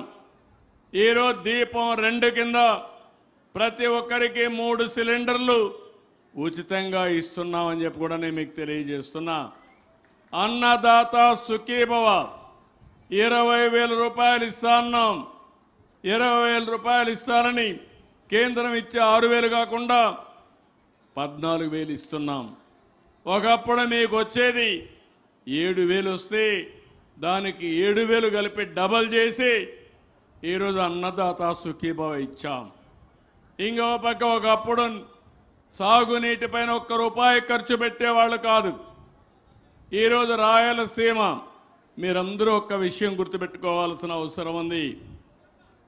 నేను రాయలసీమలో చాలా సమస్యలు చూశాను. రాయలసీమ ఎవ్వరూ బాగు చేయలేరు, ఇది రాళ్లసీమగా మారిపోతుంది, కరువు సీమగా మారిపోతుందని ఆశలు వదిలిపెట్టిన పరిస్థితి. నేను ముఖ్యమంత్రిగా ఉండేటప్పుడు వస్తే మీరందరూ బాధపడ్డారు. మేము వేరుశెనగ పంటేస్తున్నాం, 10 ఏళ్ళు వేస్తే 2 ఏళ్ళు కూడా రావడం లేదు, 8 ఏళ్ళు ఎండిపోతా ఉంది. కాబట్టి మీరు మాకు కనీసం పెట్టుబడి కోసం ఇన్పుట్ సబ్సిడీ ఇమ్మంటే ఇన్పుట్ సబ్సిడీ ప్రవేశపెట్టా. ఆ రోజుల్లో మీరు చూస్తే కరువు వస్తే నీళ్లు లేకపోతే పశువుల్ని ఇంటి దగ్గర పెట్టుకోలేక ఆ రోజుల్లోనే క్యాంపులు పెట్టి పశువులకు కూడా నీళ్ళ ఆ చెరువు దగ్గర ఇచ్చి గడ్డి కావాలంటే రాయలసీమ నుంచి గడ్డి, ఆంధ్ర నుంచి గడ్డి తీసుకొచ్చి పశువుల్ని కాపాడి మళ్ళీ మీకు పంపించాం. ఒకప్పుడు నేను వస్తా ఉంటే చూసేవాడిని, అనంతపురం మొత్తం ఒక్క చెట్టు కనపడేది కాదు, పంట కూడా కనపడేది కాదు, చెరువులో నీళ్లుండేటే కాదు. ఈరోజు నేను చూస్తే నా ఎంత ఆనందంగా ఉందంటే ప్రతి చెరువు కళకళలాడుతా ఉంది. ఆంధ్రాలో 24 మీటర్ల లోతు నీళ్లుంటే ఈ రాయలసీమలో అనంతపురం జిల్లా సత్యసాయి అనంతపూర్లో 10 మీటర్లకు తగ్గింది. నేను దాంతో తృప్తి పడలేదు. రేపు రాబోయే రోజుల్లో 3 మీటర్లకు తీసుకొస్తాం. ఒకప్పుడు మీరు గుర్తుపెట్టుకోవాలి, నేను ఆ రోజు పంట కుంటలు మాట్లాడాను, ఫామ్ పాండ్స్ గురించి మాట్లాడాను, అడవుల్లో కంటూర్ ట్రెంచులు కొట్టమన్నాను, చెక్ డ్యాములు చేయమన్నాం. అవన్నీ చేసే నన్ను అమాయకుడుగా ఎగతాళి చేసే పరిస్థితికి వచ్చారు. ఈరోజు భూగర్భ జలాలు పెరిగాయి, అడవుల్లో చెట్లు రావడం మొదలుపెట్టాయి. ఈరోజు నేను ఎన్నోసార్లు చెప్పాను, రాయలసీమ రాళ్లసీమ కాదు, కానివ్వం, రాయలసీమని రత్నాల సీమ చేస్తానని ఆ రోజే చెప్పాను. ఆ పట్టుదలతో ముందుకు పోయాం. ఒక పక్క సూపర్ 6 ఇతర సంక్షేమ కార్యక్రమాలు ఇచ్చాం, ఇంకో పక్క సాగునీరు, ఎక్కడికక్కడ రిజర్వాయర్లు, ఇంకో పక్క భూగర్భ జలాలు పెంచడం. మన పెద్దవాళ్ళందరూ దేవాలయాలు కట్టారు. ఈరోజు ఈ ఎన్డీఏ ప్రభుత్వం, తెలుగుదేశం ప్రభుత్వం ఆధునిక దేవాలయాలకు ప్రాధాన్యత ఇస్తున్నాం. మనం ఎప్పుడూ గుర్తుపెట్టుకోవాలి, రాయలసీమకు నీళ్లివ్వచ్చని మొట్టమొదటిసారిగా ఆలోచించిన వ్యక్తి నందమూరి తారక రామారావు గారని చెప్పి విజ్ఞప్తి చేస్తున్నా. ఆ ఆలోచనను అమలు చేసిన పార్టీ తెలుగుదేశం పార్టీ. హంద్రీ నీవా 6 లక్షల ఎకరాలకు నీళ్లు వస్తున్నాయి. అసాధ్యం అనుకున్నారు, సుసాధ్యం చేశాం. 14, 19, 12 వేల కోట్లు ఖర్చు పెట్టాం. అది ఇక్కడి నుంచి ఒక వ్యక్తి మాట్లాడుతా నా రాయలసీమ అంటాడు. ఏం రాయలసీమ నాకు అర్థం కాదు. నేను కూడా రాయలసీమలో పుట్టా, ఎన్టీఆర్ కూడా ఇక్కడే ఎమ్మెల్యే అయ్యాడు. నిజమైన నాయకులం ఇక్కడ ఈ ప్రాంతం కోసం పనిచేసి కడాన పులివెందలకు నీళ్లు ఇవ్వలేకపోతే ఇప్పుడే ప్రసాద్ గారు చెప్పినట్టు మొన్న మనం వచ్చిన తర్వాత పులివెందలకు నీళ్లు ఇచ్చాం. ఇక్కడ గొడ్డలి, పులివెందల్లో రక్తపాతం. ఇక్కడ అందరి నీవా పులివెందలకు నీళ్లు ఇచ్చే పరిస్థితి. అప్పుడే మా తమ్ముళ్ళు యురేనియా ఉరేసుకొని, ఎక్కడ ఇది పులివెందల, ఓకే తమ్ముళ్ళు, నాకు అర్థమైంది. దాని మీద చాలా పోరాటాలు చేశాం. ఆ రోజు స్వాగతం పలికి దాన్ని తీసుకొచ్చి పెట్టించిన వ్యక్తులను అడగాను మీరంతా పులివెందల్లో. ఓకే, నేను మాట్లాడతాను తమ్ముడు, తప్పకుండా నేను మాట్లాడతా. ఏం చేయాలి చేద్దాం. కూర్చోండి, కూర్చోండి. ఇప్పుడు యురేనియం ప్లాంట్ ఉంది. నేను మీకు తీసుకొచ్చింది గూగుల్ ప్లాంట్ తీసుకొచ్చా, ఇంకో కియా మోటార్లు తీసుకొచ్చా. వీళ్ళు తీసుకొచ్చింది యురేనియం ప్లాంట్ తీసుకొచ్చి ఆ ప్రాంతంలో అలజడి సృష్టిస్తూ వాళ్ళ జీవితాలతో ఆడుకునే పరిస్థితికి వచ్చారు. ఇది వాళ్ళు చేసిన పని అని చెప్పి నేను మీకు తెలియజేస్తున్నా. ఇలాంటివన్నీ మనం చూసినప్పుడు చాలా బాధేస్తుంది. ఇప్పుడు మీరు గుర్తుపెట్టుకోవాల్సింది, నిన్న మొన్న మీరు చూశారు, నేను ముఖ్యమంత్రి అవుతానే, మళ్ళీ 4వ సారి ముఖ్యమంత్రి అవుతానే 4,000 కోట్ల రూపాయలతో 100 రోజుల్లో అంద్రి నీవా కాలువ వెడల్పు చేసి లైనింగ్ చేసి చివరి వరకు నీళ్లు తీసుకుపోవడానికి ప్రయత్నం చేశాం. అనంతపూర్ జిల్లా ఒకటే హామీ ఇస్తున్నా, ప్రతి ఎకరాకు నీళ్లు ఇస్తాం, ప్రతి ఒక్క చెరువు నింపుతాం, మీ జీవితాల్లో వెలుగు తీసుకొచ్చే బాధ్యత ఈ ప్రభుత్వాన్ని. ఎన్ని సాధ్యం అవుతున్నాయంటే, ఒక పక్క సుపరిపాలన, ఇంకో పక్క సంక్షేమ కార్యక్రమాలు ఫుల్గా ముందుకు తీసుకుపోవడం, ఇంకో పక్క మీరు చూస్తే అభివృద్ధి పైన ధ్యాస పెట్టడం. మనకుండే నమ్మకంతో ప్రపంచంలో వ్యక్తులు కూడా ఇక్కడికి వచ్చే పరిస్థితికి వచ్చారు. ఈరోజు మీరు చూస్తే గూగుల్ వచ్చింది. నేను చెప్పాను ఇప్పటికీ 15 బిలియన్లు అంటే 1,40,000 కోట్లు. ఇలాంటి పెద్ద పెద్ద కంపెనీలు వస్తున్నాయి. ఇంకో పక్క రాయలసీమలో కూడా పెద్ద ఎత్తున మీరు చూస్తే చాలా కంపెనీలు వచ్చే పరిస్థితికి వస్తున్నాయి. కొప్పర్తి, ఓర్వకల్లు ఇండస్ట్రియల్ పార్కులు వస్తున్నాయి. నాకు ఏమాత్రం అనుమానం లేదు, సత్యసాయి జిల్లా రాబోయే రోజుల్లో అభివృద్ధిలో అగ్రస్థానంలో ఉంటుంది, దాంట్లో అనుమానమే లేదు. దానికి కారణం బెంగళూరు ఎయిర్పోర్టు మనకు ఒక వరం. మన రోడ్డు అయితే బ్రహ్మాండంగా ఒక అర్ధ గంటలో 45 నిమిషాల్లో హిందూపూర్ కాన్స్టిట్యున్సీకి వచ్చేస్తారు, మీ పార్లమెంటుకు వస్తారు, సత్యసాయి జిల్లాకు వస్తుంది. లేపాక్షి ఒక ఫార్స్గా చేసి గందరగోళం చేశారు. ఇప్పుడు మళ్ళీ అన్ని సమస్యలు పరిష్కారం చేసి హిందూపూర్ జిల్లా ఒక పారిశ్రామిక కేంద్రంగా తయారు చేసే బాధ్యత ఎన్డీఏ ప్రభుత్వం తీసుకుంటాం.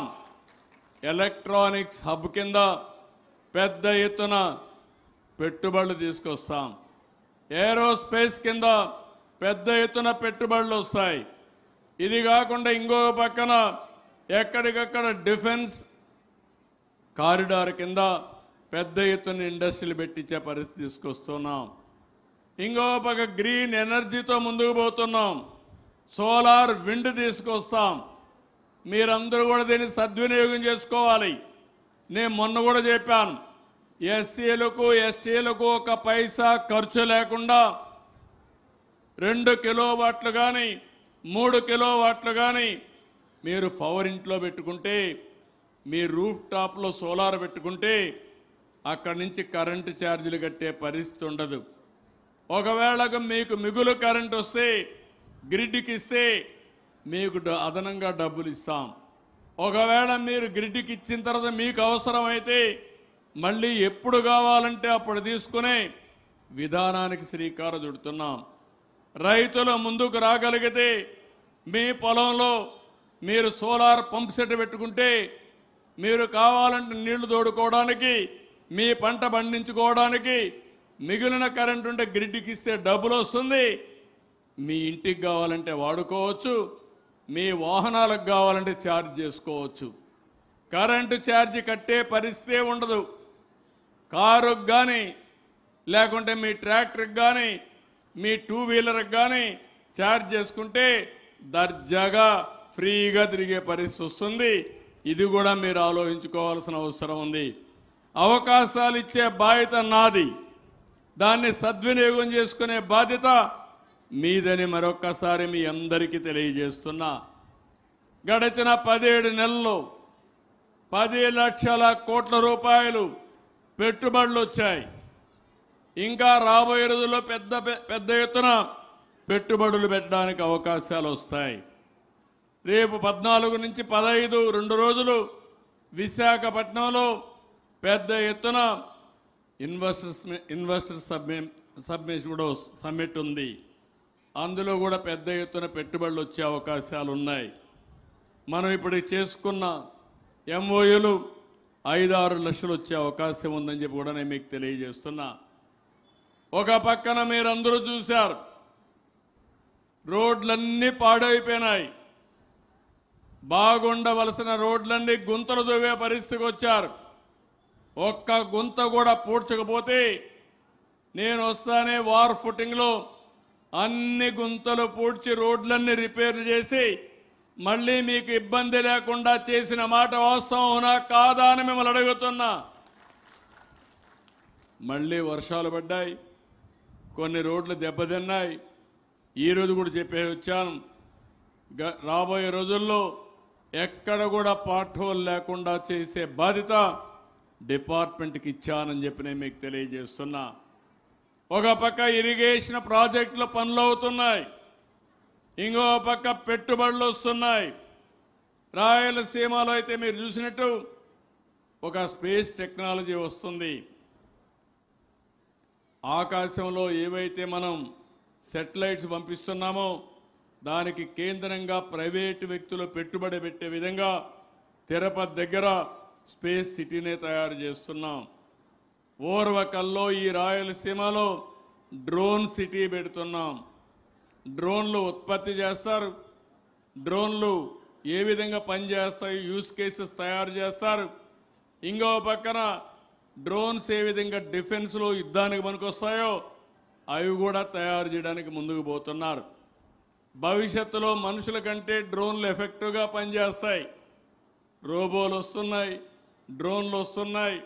ఇవన్నీ సమర్థవంతంగా ఉపయోగించుకుంటే మన పొలాలకు తెగులు వస్తే పెస్టిసైడ్ కొట్టే దగ్గర నుంచి, అదే మరిగా సెటిలైట్ ద్వారా ఎలాంటి పంట వేసాం, ఆ పంట ప్రొడక్టివిటీ ఎంత వస్తుంది, దానికి మార్కెట్ ఏంటి, ఇవన్నీ కూడా మనం ముందు చూపుతో ముందుకు పోయే అవకాశం వస్తుంది. నిన్న మీరు చూశారు, సెటిలైట్ ద్వారా మ్యాపులు తీసాం, ఎక్కడెక్కడ నీళ్లు ఉన్నాయో చూసాం, అధికార యంత్రాంగానికి నేరుగా సమాచారం పంపించాం. పలానా దగ్గర నీళ్లున్నాయి, ఆ నీళ్లన్నీ తీసేయమని స్పష్టమైన ఆదేశాలు పంపిస్తే గంటల్లో నీళ్లు తీసే పరిస్థితికి వచ్చారు. ఇలాంటివన్నీ ఉపయోగించుకొని మనం ముందుకు పోతా ఉంటే రాష్ట్రం అభివృద్ధిలో, సంక్షేమంలో, సుపరిపాలనలో పరిగెత్తిస్తూ ఉంటే కొత్తగా ఇక్కడ ఒక పార్టీ ఉంది, ఒక ఫేక్ పార్టీ. దాని పేరే ఫేక్ పార్టీ. వాళ్ళకి ఏమీ దొరకడం లేదు, వాళ్ళ జీవితమే ఫేక్ జీవితం. నేను ఎందుకు ఈ మాట వాడుతున్నానంటే, ఇక్కడ ఉండే మీ అందరికీ ఐడియా ఉంది కదా, వివేకానంద రెడ్డిని చంపిన గొడ్డలి ఎక్కడ కొన్నారో మీకు ఐడియా ఉంది కదా, ఉందా లేదా? ఉందంటే చేయిలపైకి ఎత్తండి. దానిపైన ఆ గొడ్డలితో చంపి ఆ నేరాన్ని నాపైన నేనే ముఖ్యమంత్రిని. నాకే ఆశ్చర్యం వేస్తుంది, ఎంత అమాయకుడు ఎట్లా మోసపోయానని. నేను దయాదాక్షిణ్యాలు, నేను ఎవరి మీద రాగద్వేషాలతో పనిచేయను. అదే సమయంలో ప్రజలకు నష్టం కలుగుతుందంటే, మీ ప్రాణాలకు, మీ ఆస్తికి నష్టం జరుగుతుందనుకుంటే ఎలాంటి వ్యక్తి అయినా, ఎలాంటి సమస్య ఉన్నా ఢీ కొట్టడానికి నేను సిద్ధంగా ఉంటానని మరొకసారి తెలియజేస్తున్నా. ఒకప్పుడు రాయలసీమలో ముఠా నాయకులు ఉన్నారా లేదా? ముఠా కక్షలు ఉన్నాయా లేదా? అనంతపూర్లో హత్య రాజకీయాలు జరిగాయా లేదా? జరిగాయా? ఈరోజు జరుగుతున్నాయా? ఈరోజు ముఠాలు పూర్తిగా అణిచివేసిన వ్యక్తిని పార్టీ తెలుగుదేశం పార్టీ అని చెప్పి నేను మీకు తెలియజేస్తున్నా. మొహమాటంగా కొట్టాం, పార్టీలు చూడలేదు. అదే మరిగా తీవ్రవాద సమస్య, ఆ రోజు నేను ఒకటే చెప్పాను, మీ సిద్ధాంతం కరెక్ట్ కాదు, దీనివల్ల అభివృద్ధి ఆగిపోతుంది, మీరు కూడా జనజీవన స్రవంతికి రండి అని చెప్పాను. నా మాట వినలేదు. ఆ రోజు మీరు చూస్తే హైదరాబాద్ చుట్టుపక్కల తీవ్రవాద సమస్య ఉండేది, గట్టిగా యాక్ట్ చేశాం. కడాన మీరు చూస్తే తిరుపతిలో 2003లో నా మీద 23 క్లెయిమోర్ మైన్స్ బ్లాస్ట్ చేసి సాక్షాత్తు వెంకటేశ్వర స్వామి దిగొచ్చి నా ప్రాణం కాపాడాడు తప్ప ఇంకోటి కాదు. ఇది అసాధ్యం. అయితే నా ప్రాణానికి కూడా నేను ఎప్పుడూ భయపడలేదు. ప్రజల ప్రాణాలు కాపాడడానికి నా ప్రాణాన్ని ప్రణంగా పెట్టాను తప్ప భయపడిన సందర్భం ఎప్పుడూ లేదు. ఇంకొక పక్క హైదరాబాద్లో కమ్యూనల్ విధ్వంసాలు, నాగరిక ప్రపంచంలో అనాగరికంగా ఒకరినొకరు చంపుకోవడం, ఇదేంటని అడిగితే ఎదురు తిరిగే పరిస్థితి. నిర్మోహమాటంగా యాక్ట్ చేశాను. హైదరాబాదే కాదు, రాష్ట్రంలో మత సామరస్యాన్ని కాపాడాం. మత విద్వేషాలు అణిచివేసిన పార్టీ తెలుగుదేశం పార్టీ అని చెప్పి కూడా నేను మీకు తెలియజేస్తున్నా. అలాంటివన్నీ చేస్తే ఆ రోజు మీరు చూస్తే నిద్రలు తెలిసి చూశాను. చూడంగానే మా వాళ్ళు పంపించారు ఒక చీటీ నాకు. వివేకానంద రెడ్డి గుండెపోటుతో చనిపోయాడు. ఎవరు చెప్పారు? సాక్షి పేపర్లో వచ్చింది. నేను కూడా అనుకున్నాను సాక్షి టీవీలో అందరూ వచ్చాయి కాబట్టి ఇంత నీచం చేస్తారా అని నేను కూడా నమ్మి గుండెపోటుని పాపం అనుకున్నా. పాపం అనుకొని నేను గమనున్నాను. ఎలక్షన్లు వచ్చాయి, సీట్లు పంపిణీ ఆ గొడవల్లో ఉన్నాం. అది అవుతానే మీరు ఒకసారి చూస్తే ఆయన కూతురు బయలుదేరి వస్తూ మా నాన్న చనిపోయాడు, ఏదో నాకు అనుమానం ఉంది, మీరు పోస్ట్ మార్టం చేయాలని అడిగితే పోస్ట్ మార్టం చేయమని ఆదేశాలు ఇచ్చాం.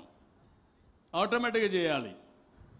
అయితే ఇక్కడ జరిగింది మీరు చూస్తే ఒక సిఐని దగ్గర పెట్టుకొని మనిషిని చంపిన తర్వాత రూమ్ అంతా క్లీన్ చేయించారు. నెత్తిన గొడ్డలతో విపరీతంగా కొడితే మెదడు కూడా బయట వచ్చి బ్రూటల్గా చంపారు.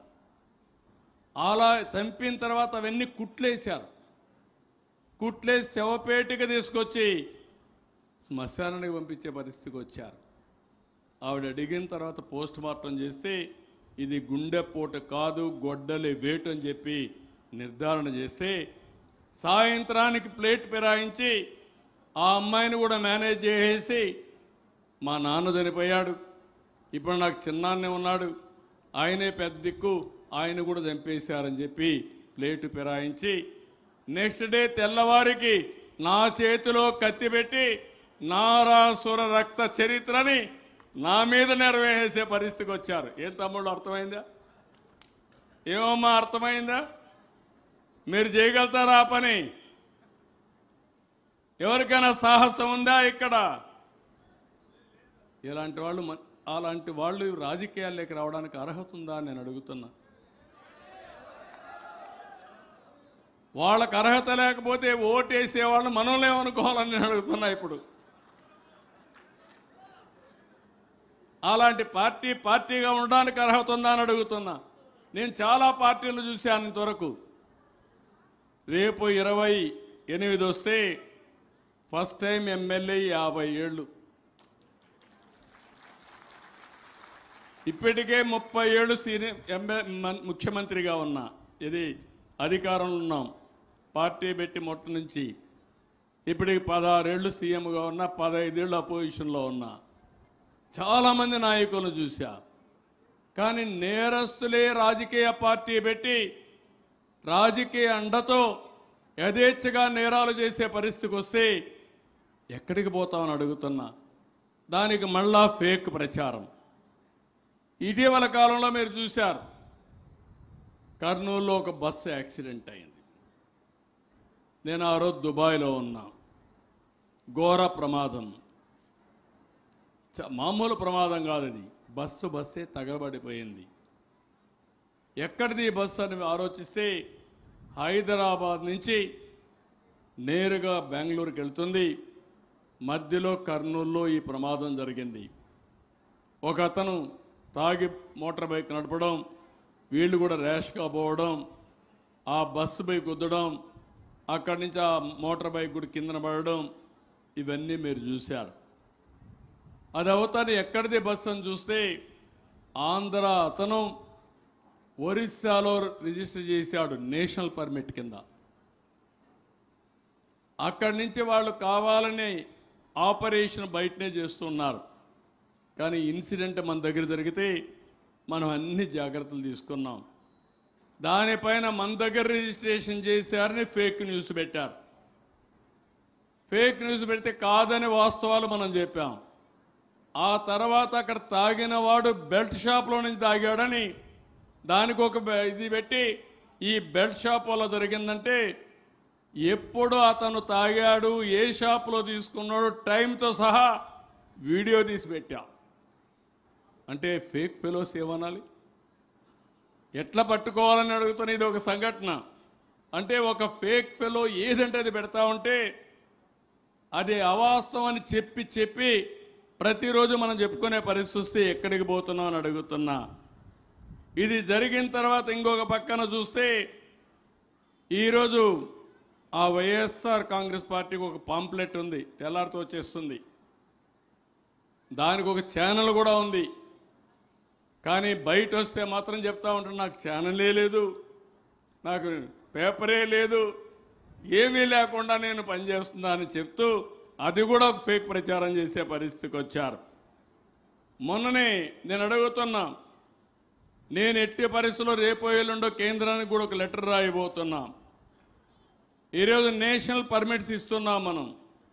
ఏ రాష్ట్రంలో తక్కువ ట్యాక్సేషన్ కడితే అక్కడికి వీళ్ళు వెళ్ళిపోతున్నారు.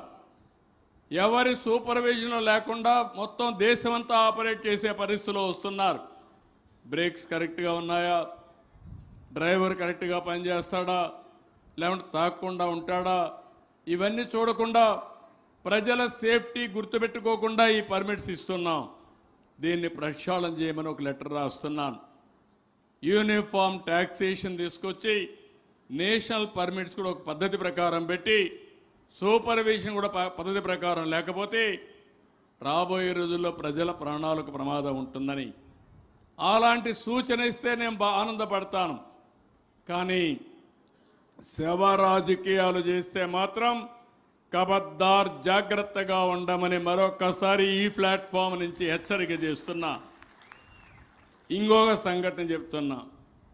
మొన్నే గుంటూరు జిల్లా వెంగళాయపాలెం అప్పుల బాధతో ఈ ఊరి శేషమ్మ ఆత్మహత్య చేసుకునింది.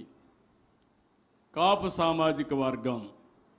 ఆమె ఆత్మహత్య చేసుకున్నప్పుడు ఒక వీడియో తీసింది. అందులో కల్లూరి శ్రీను వేధింపులతో ఆత్మహత్య చేసుకుంటున్నాను అనబోయి కర్లపూడి శ్రీను అని పొరపాటున చెప్పింది. కర్లపూడి శ్రీను కమ్మ, కల్లూరి శ్రీను వేరే కాస్ట్. అంటే ఇది వేసి కమ్మ కాపు మధ్య వైమస్యాలు తెచ్చి కుల విద్వేషాలు రగిల్చాలని ప్రయత్నం చేశారంటే ఈ ఫేక్ పీపుల్ని ఏమనాలి నాకైతే అర్థం కావడంలా. సాక్షాత్తు ఆమె భర్తే బయట వచ్చి ఇది తప్పుడు వార్తను ఆయన ఖండించే పరిస్థితి తీసుకొచ్చారు. అంటే మనం సైక్లోన్ హ్యాండిల్ చేయాలి, తుఫాన్ హ్యాండిల్ చేయాలి, మీ బాగోగులు చూయాలి. వీళ్ళు నిద్ర లేస్తే వారంలో ఈ 2-3 మీరు చూశారు. ఇలాంటి 1-2 కాదు. సైక్లోన్ వస్తే ఆ సైక్లోన్ నా వల్ల వచ్చిందంట. అంటే ఒక పద్ధతి లేని రాజకీయాలు. ఏదంటే అది రాసేస్తారు. మనం బురద వేస్తే మనం బురద తుడుచుకోవాలి. ఎంత వాషింగ్ మిషన్లో పెట్టి క్లీన్ చేసుకున్నా బురద కనపడస్తానే ఉంటుంది. అవునా కాదా తమ్ముళ్ళు? అంటే మనం బురద వేయించుకోవాలనా? అంటే ఏమనుకుంటున్నారు వీళ్ళు నాకైతే అర్థం కాల.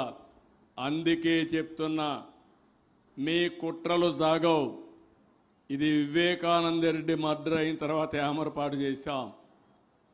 కోడికత్తి డ్రామా ఆడి ఆరో సానుభూతి సంపాదించావు. అదే మరి గులకరాయి డ్రామా ఆడావు. ఇంకా డ్రామాల కథ లేదు. సాక్ష్యాధారాలతో సహా టెక్నాలజీ పెట్టా, పదును పెట్టా. నువ్వు నేరం చేయాలంటే నేరస్తుడిని నేరుగా పట్టుకొని అక్కడనే ఫినిష్ చేస్తాం తప్ప వదిలిపెట్టే సమస్య లేదు. అడుగు అడుగున నిఘా నేత్రం ఉంటుంది, డ్రోన్ ఉంటుంది, సీసీటీవీ కెమెరాలు ఉంటాయి. ఎవడైనా నేరాలు చేసి అదే చివరి రోజు అవుతుంది తప్ప వదిలిపెట్టే సమస్య లేదు. ప్రజల సేఫ్టీ కంటే ముఖ్యమైనది ప్రభుత్వానికి ఏమీ లేదని చెప్పి కూడా నేను మీకు తెలియజేస్తున్నా. అందుకే నేను మిమ్మల్ని అందరినీ కోరుతున్నా, మీరు కూడా వాస్తవాలు ఆలోచించండి. ఎప్పటికప్పుడు ఇంకా కొంతమందిని చూస్తున్నాను, అమాయకులు ఉన్నారు కాబట్టి ఆ అమాయకుల్ని మోసం చేస్తూ కులం పేరుతో, మతం పేరుతో, ప్రాంతం పేరుతో ఇలాంటి చిల్లర రాజకీయాలు చేసే పరిస్థితికి వస్తున్నారు. అవన్నీ పోవలసిన అవసరం ఉందని చెప్పి కూడా నేను మీకు తెలియజేస్తున్నా. ఈరోజు ఈ సంవత్సరం నా దేశంతా దీని మీద ఉంటుంది. రిజర్వాయర్లు కట్టాలి, చెరువులకు నీళ్లు ఇవ్వాలి, శాశ్వతంగా కరువు నివారించాలి. కరువు నివారించి మీకు మెరుగైన జీవితాలు రావాలంటే ఆదాయం పెంచే పంటలకి శ్రీకారం చుట్టాలి. అలాంటి కార్యక్రమాలు చేసినప్పుడు నిన్న మొన్న నేను రివ్యూ చేసి ఆ రోజు పట్టెసీమ తీసుకొచ్చాం.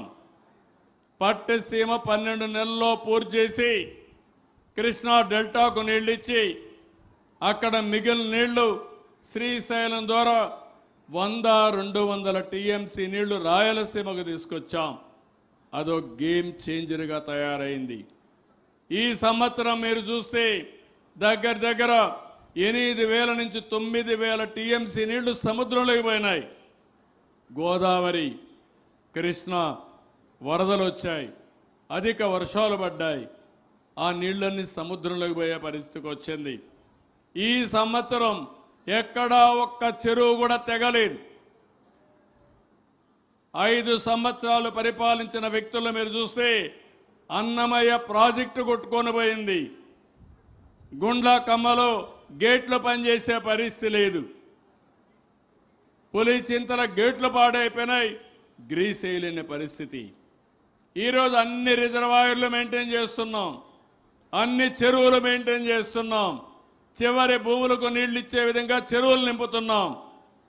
95% రిజర్వాయర్లో నీళ్లు కడకల్లాడుతున్నాయంటే అది ఎన్డీఏ ప్రభుత్వం యొక్క సమర్థత అని చెప్పి నేను మీకు తెలియజేస్తున్నా. నీళ్లుంటే ఏదైనా చేయొచ్చు. నీళ్ళు ఒక ఆస్తి. ఆ వాటర్ సెక్యూరిటీ తీసుకొచ్చాం. శ్రీశైలం కానీ, నాగార్జునసాగర్ కానీ, రాయలసీమలో ఉండే సోమశిల, కందలేరు, ఇంకో పక్క అన్ని కూర్చోండి పక్కన పెంచి మాట్లాడండి. చేద్దాం నేను మాట్లాడతాను. కూర్చోండి మాట్లాడదామ్మా. నువ్వు రాసి నేను మాట్లాడతాను. అన్నీ అయిపోయాక నువ్వు పక్కన నిలబడుకొని నీతో మాట్లాడతా. ఈ పక్కకరా, నేను మాట్లాడి ఏం చేయాలో ఆదేశాలు ఇస్తాను, డెఫినెట్గా ఇస్తాను. నువ్వు ఆ పక్కన ఉండండి. కుర్రవాళ్ళు హుషారుగా ఉన్నారు, చాలా ఉత్సాహంగా ఉన్నావు, చాలా సంతోషం. గ్రామంలో రోడ్డు కావాలని ఆరాటపడుతున్నావు. తప్పకుండా చేసే బాధ్యత ప్రభుత్వం తీసుకుంటామని యువతకు హామీ ఇస్తున్నా. అది కూడా చేపిస్తాం. ఇక్కడికి వచ్చినప్పుడు ఇక్కడ 10 ఏళ్ళు మళ్ళా తెలుగుదేశం పార్టీ గెలిపించుకునే పరిస్థితికి వచ్చాం. మీరు ఎన్నో రోజులుగా ఎదురు చూస్తున్న అంద్రి నీవా జలాల్ని మీ నియోజకవర్గానికి తీసుకొచ్చాం. 32 చెరువులు నింపడానికి ప్రణాళికలు తయారు చేసి ఇప్పుడే ప్రసాద్ గారు చెప్పినట్టు అవన్నీ పూర్తి చేస్తాం. మీ నియోజకవర్గంలో 578 కోట్ల రూపాయలు ఖర్చు పెట్టాం. అంద్రి నీవాకి 255 కోట్లు మెయిన్ కెనాల్కి ఖర్చు పెట్టడం, గోకుల్ షెడ్లు, ఏపీఐసిసి పనులు, ఎస్సీ ఎస్టీ కాలనీలకు విద్యుత్ సౌకర్యం, కదిరి మున్సిపాలిటీల పనులు, రోడ్లు, తాగునీరు ఇవన్నీ కూడా మనం కల్పించే పరిస్థితికి వచ్చాం. అయితే ఇక్కడికి వచ్చినప్పుడు ప్రసాద్ గారు చెప్పినట్టు, ఎమ్మెల్యే గారు చెప్పినట్టు ఇక్కడ కదిరిలో అడిషనల్ జిల్లా కోర్టు ఏర్పాటు చేయాలని చెప్పి కోరారు. తప్పకుండా ఏర్పాటు చేయడానికి అన్ని ప్రయత్నాలు చేస్తాం. ఇంకో పక్క 6 నుంచి 10వ తరగతి వరకు చిన్న పిల్లలు చదువుకోవడానికి మైనారిటీ రెసిడెన్షియల్ స్కూల్ కావాలన్నారు. 7 కోట్లు అవుతుంది. దీన్ని కూడా శాంక్షన్ చేస్తున్నామని చెప్పి నేను మీకు తెలియజేస్తున్నా. ఇంకో పక్క కదిర్లో మైనారిటీ పాలిటెక్నిక్ కాలేజ్ కావాలన్నారు. దీనికి కూడా ఒక 5 కోట్లు అవుతుంది. దీన్ని కూడా శాంక్షన్ చేస్తామని చెప్పి నేను మీకు తెలియజేస్తున్నా. అన్ని మండలాల్లో షాదీఖానాలు అడిగారు, అవి కూడా శాంక్షన్ చేస్తాం. కదిరి లక్ష్మీ నరసింహ క్షేత్రంలో మాడ వీధుల అభివృద్ధి కోసం చేయాలని, దేవాలయాన్ని మరింత అభివృద్ధి చేసి దీన్ని ఒక దివ్య క్షేత్రంగా మార్చాలని చెప్పి కోరారు. ఇది కూడా చేస్తామని చెప్పి కూడా నేను మీకు తెలియజేస్తున్నా. ఇంకో పక్కన 2 డిగ్రీ కాలేజీలు అడిగారు. డిగ్రీ కాలేజీలు అన్నప్పుడు మనం కూడా ఒకసారి అనౌన్సేషన్ చేయాలి. ఏదేమైనా బ్యాక్వర్డ్ ఏరియాలో కొంచెం చేయాల్సిన అవసరం ఉంది. తప్పకుండా దీనికి కూడా ప్రాధాన్యత ఇస్తామని చెప్పి తెలియజేసుకుంటూ, ఒకేసారి అన్ని చేయలేకపోయినా ఏ విధంగా చేయాలనో చేస్తాం. నిన్నే మీరు చూస్తే చిత్తూరు మేయర్ మర్డర్ కేసు 10 ఏళ్లకు మునుపు జరిగింది. 17/11/2015లో చిత్తూరు మేయర్ ఆఫీసులో ఉంటే కొంతమంది పోయి అతి దారుణంగా భర్త మేయర్ ఆయన భార్య ఉంటే ఇద్దరిని అక్కడికక్కడ చంపేశారు. 10 ఏళ్ళు అయింది. నిన్న ఒక తీర్పు ఇచ్చారు 31 అక్టోబర్ 2025లో చిత్తూరులో కోర్టులో ఇచ్చారు. 5 మందికి మొత్తం ఎంక్వైరీ చేసి వాళ్ళందరినీ కూడా ఉరిశిక్ష చేసే పరిస్థితికి వచ్చారు. అంటే మనం గుర్తుపెట్టుకోవాల్సింది, న్యాయం జరగడానికి లేట్ అవుతుంది కానీ తప్పులు చేసిన వాళ్ళు తప్పించుకోరని చెప్పడానికి ఇలాంటి జడ్జిమెంట్స్ రావాల్సిన అవసరం ఉంది. అతి దారుణంగా, అతి కిరాతకంగా ప్రజల్ని చంపడం అనేది మంచిది కాదు. అందుకే ఇటీవల కాలంలో నేను చూస్తున్నాను కొన్ని ప్రాంతాల్లో కొంతమంది గంజాయి తినో తాగో లేకుంటే లిక్కర్ తాగిన మత్తులో ఆడబిడ్డలపైన అత్యాచారాలు చేసే పరిస్థితికి వచ్చారు, అఘాయిత్యాలు చేసే పరిస్థితికి వచ్చారు. నేను వాళ్ళందరికీ ఒకటే హెచ్చరిక చేస్తున్నా, మర్యాదగా చెప్తున్నా, ఏ వ్యక్తి తప్పు చేసినా ఈ ప్రభుత్వ నిఘాలో మీరు తప్పించుకోలేరు. జాగ్రత్తగా ఉండమని మరొక్కసారి హెచ్చరిస్తున్నా. జాగ్రత్తగా లేకపోతే మీకు అదే చివరి రోజు అవుతుంది భూమి మీద. అది కూడా గుర్తుపెట్టుకోమని హెచ్చరిస్తూ, కదిరికి వచ్చినప్పుడు ఇక్కడ ఎమ్మెల్యే కానీ పార్సార్థి కూడా సీనియర్ లీడరు, ఇంకో పక్క సత్యప్రసాద్ అందరూ కలిసి బాగా పనిచేస్తున్నారు. మొన్నే కొత్త కలెక్టర్ కూడా వచ్చాడు. సత్యసాయి 100 సంవత్సరాలు ఉత్సవాలు కూడా మనం జరుపుకుంటున్నాం. ప్రభుత్వ వేడుకల కింద నేను డిక్లేర్ చేశాను. నాకు సాయిబాబా గారితో చాలా దగ్గర సంబంధాలు ఉన్నాయి. నేను ముఖ్యమంత్రిగా వచ్చేవాడిని. వచ్చినప్పుడు అనేక విషయాల్లో మాట్లాడేవారు.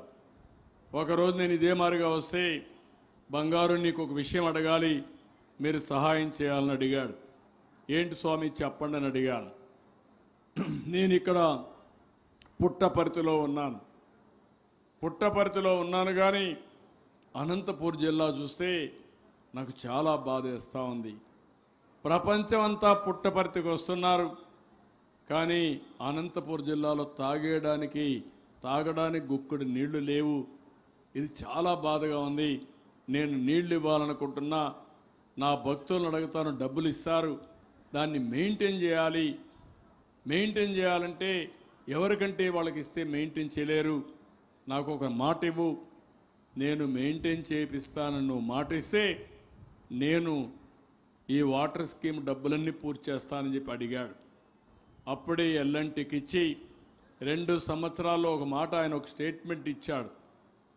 నా దగ్గర డబ్బులు లేవు, నేను పుట్టిన ఈ ప్రాంతంలో నీళ్లు లేకుండా ప్రజలు ఇబ్బంది పడుతున్నారు, కాబట్టి నేను అవసరమైతే నా ప్రశాంత నిలయాన్ని తాకట్టు పెట్టైనా సరే డబ్బులు బారో చేసి పనిచేస్తానని ఒక్క పిలిపిస్తే ఆయన తాకట్టు పెట్టే పని లేకుండా డబ్బులు ఇచ్చి ఆదుకున్న ఘనత సత్యసాయి భక్తులకు దక్కింది.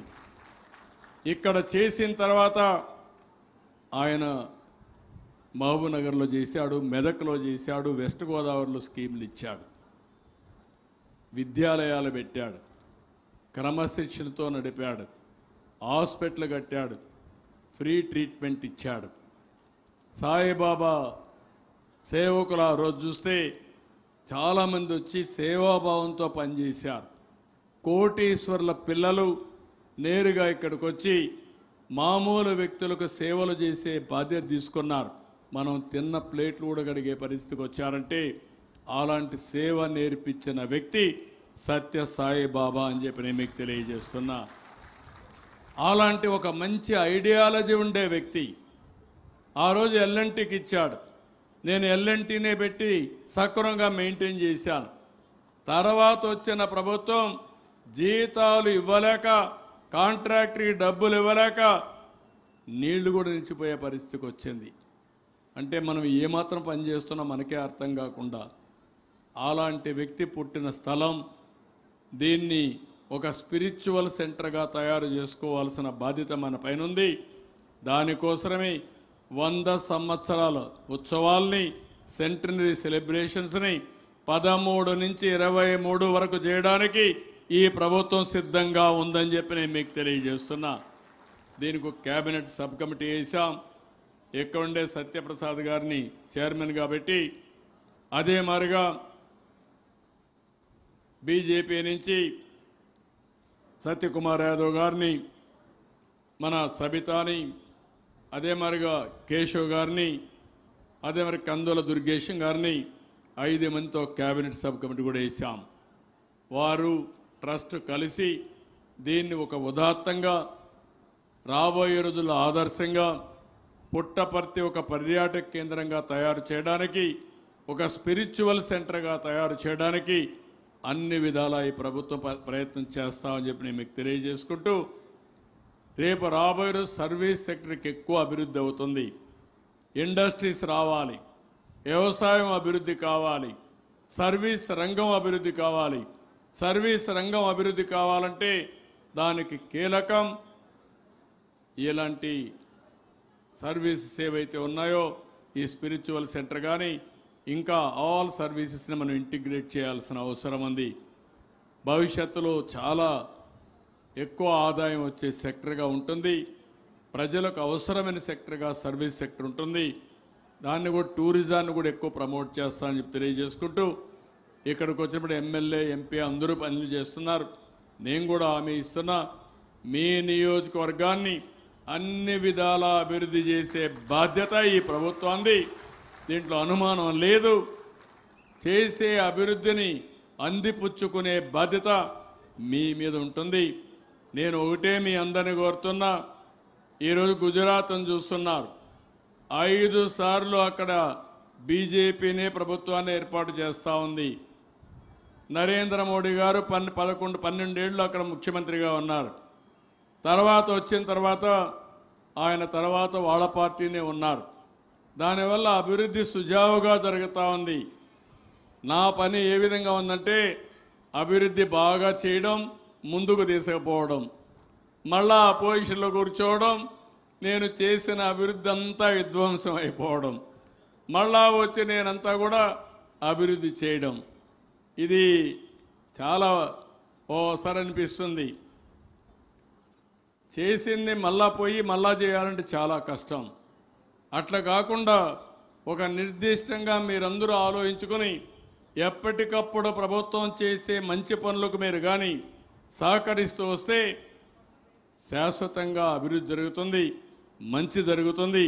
దీనికి మీరందరూ సహకరించవలసిందిగా మిమ్మల్ని అందరినీ కోరుకుంటూ మరొక్కసారి విజ్ఞప్తి చేస్తూ అందరికీ నమస్కారాలు. జై హింద్, జై జన్మభూమి. ఒక నిమిషం, ఇప్పుడు ఇక్కడ కొత్త కాన్సెప్ట్ కూడా తీసుకొచ్చాం. నేను సంక్షేమ కార్యక్రమాలు సూపర్ 6 ఇవ్వడమే కాకుండా P4 కొత్త కాన్సెప్ట్ తీసుకొచ్చాం. ఒక పక్క మార్గదర్శి, ఇంకో పక్క బంగారు కుటుంబం. దగ్గర దగ్గర 10 లక్షల మంది బంగారు కుటుంబాలని 1,00,000 మంది మార్గదర్శులు అడాప్ట్ చేసుకునే పరిస్థితికి వచ్చారు. ప్రభుత్వం ఇచ్చే సంక్షేమ కార్యక్రమాలు కొనసాగుతాయి, అభివృద్ధి కార్యక్రమాలు కొనసాగుతాయి, సుపరిపాలన కొనసాగుతుంది. కొంతమంది ప్రభుత్వ విధానాల వల్ల పైకొచ్చారు, ప్రజల వల్ల పైకొచ్చారు, వాళ్ళు డబ్బులు సంపాదించారు. తిరిగి సమాజానికి ఇచ్చే బాధ్యత వాళ్ళది. వాళ్ళని కూడా ఈ అభివృద్ధిలో భాగస్వాములు చేస్తున్నా. ఒకప్పుడు జన్మభూమి గ్రామ సమస్యల పరిష్కారం కోసం పనిచేశారు. ఇప్పుడు P4 ఏదైతే నేను మాట్లాడుతున్నానో దీనివల్ల పేద ప్రజల కుటుంబాలని దత్తత తీసుకొని వాళ్ళను కూడా పైకి తీసుకొచ్చే పరిస్థితి రావాలి. ఈరోజు మనందరి జీవితాల్లో మనం గుర్తుపెట్టుకోవాల్సింది కూర్చో అరే ఏమయ్యా ఏంటి చెప్పు, నువ్వు అటు నిలబడుకో వస్తాను, నువ్వు ఒక్కడే అరిస్తే ఎట్లా ఉండు దొబ్బరు నువ్వు రాని ఎవరన్నా కలవాలంటే నిలబెట్టండి, అక్కడ డోంట్ బిహేవ్. ఎవరు కలవాలని నిలబెట్టి వరుసగా చూసుకుంటూ వెళ్తాను, వాళ్ళ సమస్యలు ఉంటే న్యాయం చేస్తాను. ఓకే కూర్చోండి. ఒక నిమిషం. ఇప్పుడు P4 ఎవరున్నారు?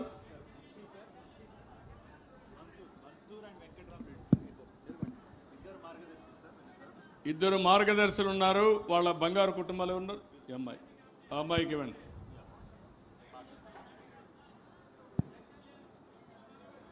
హలో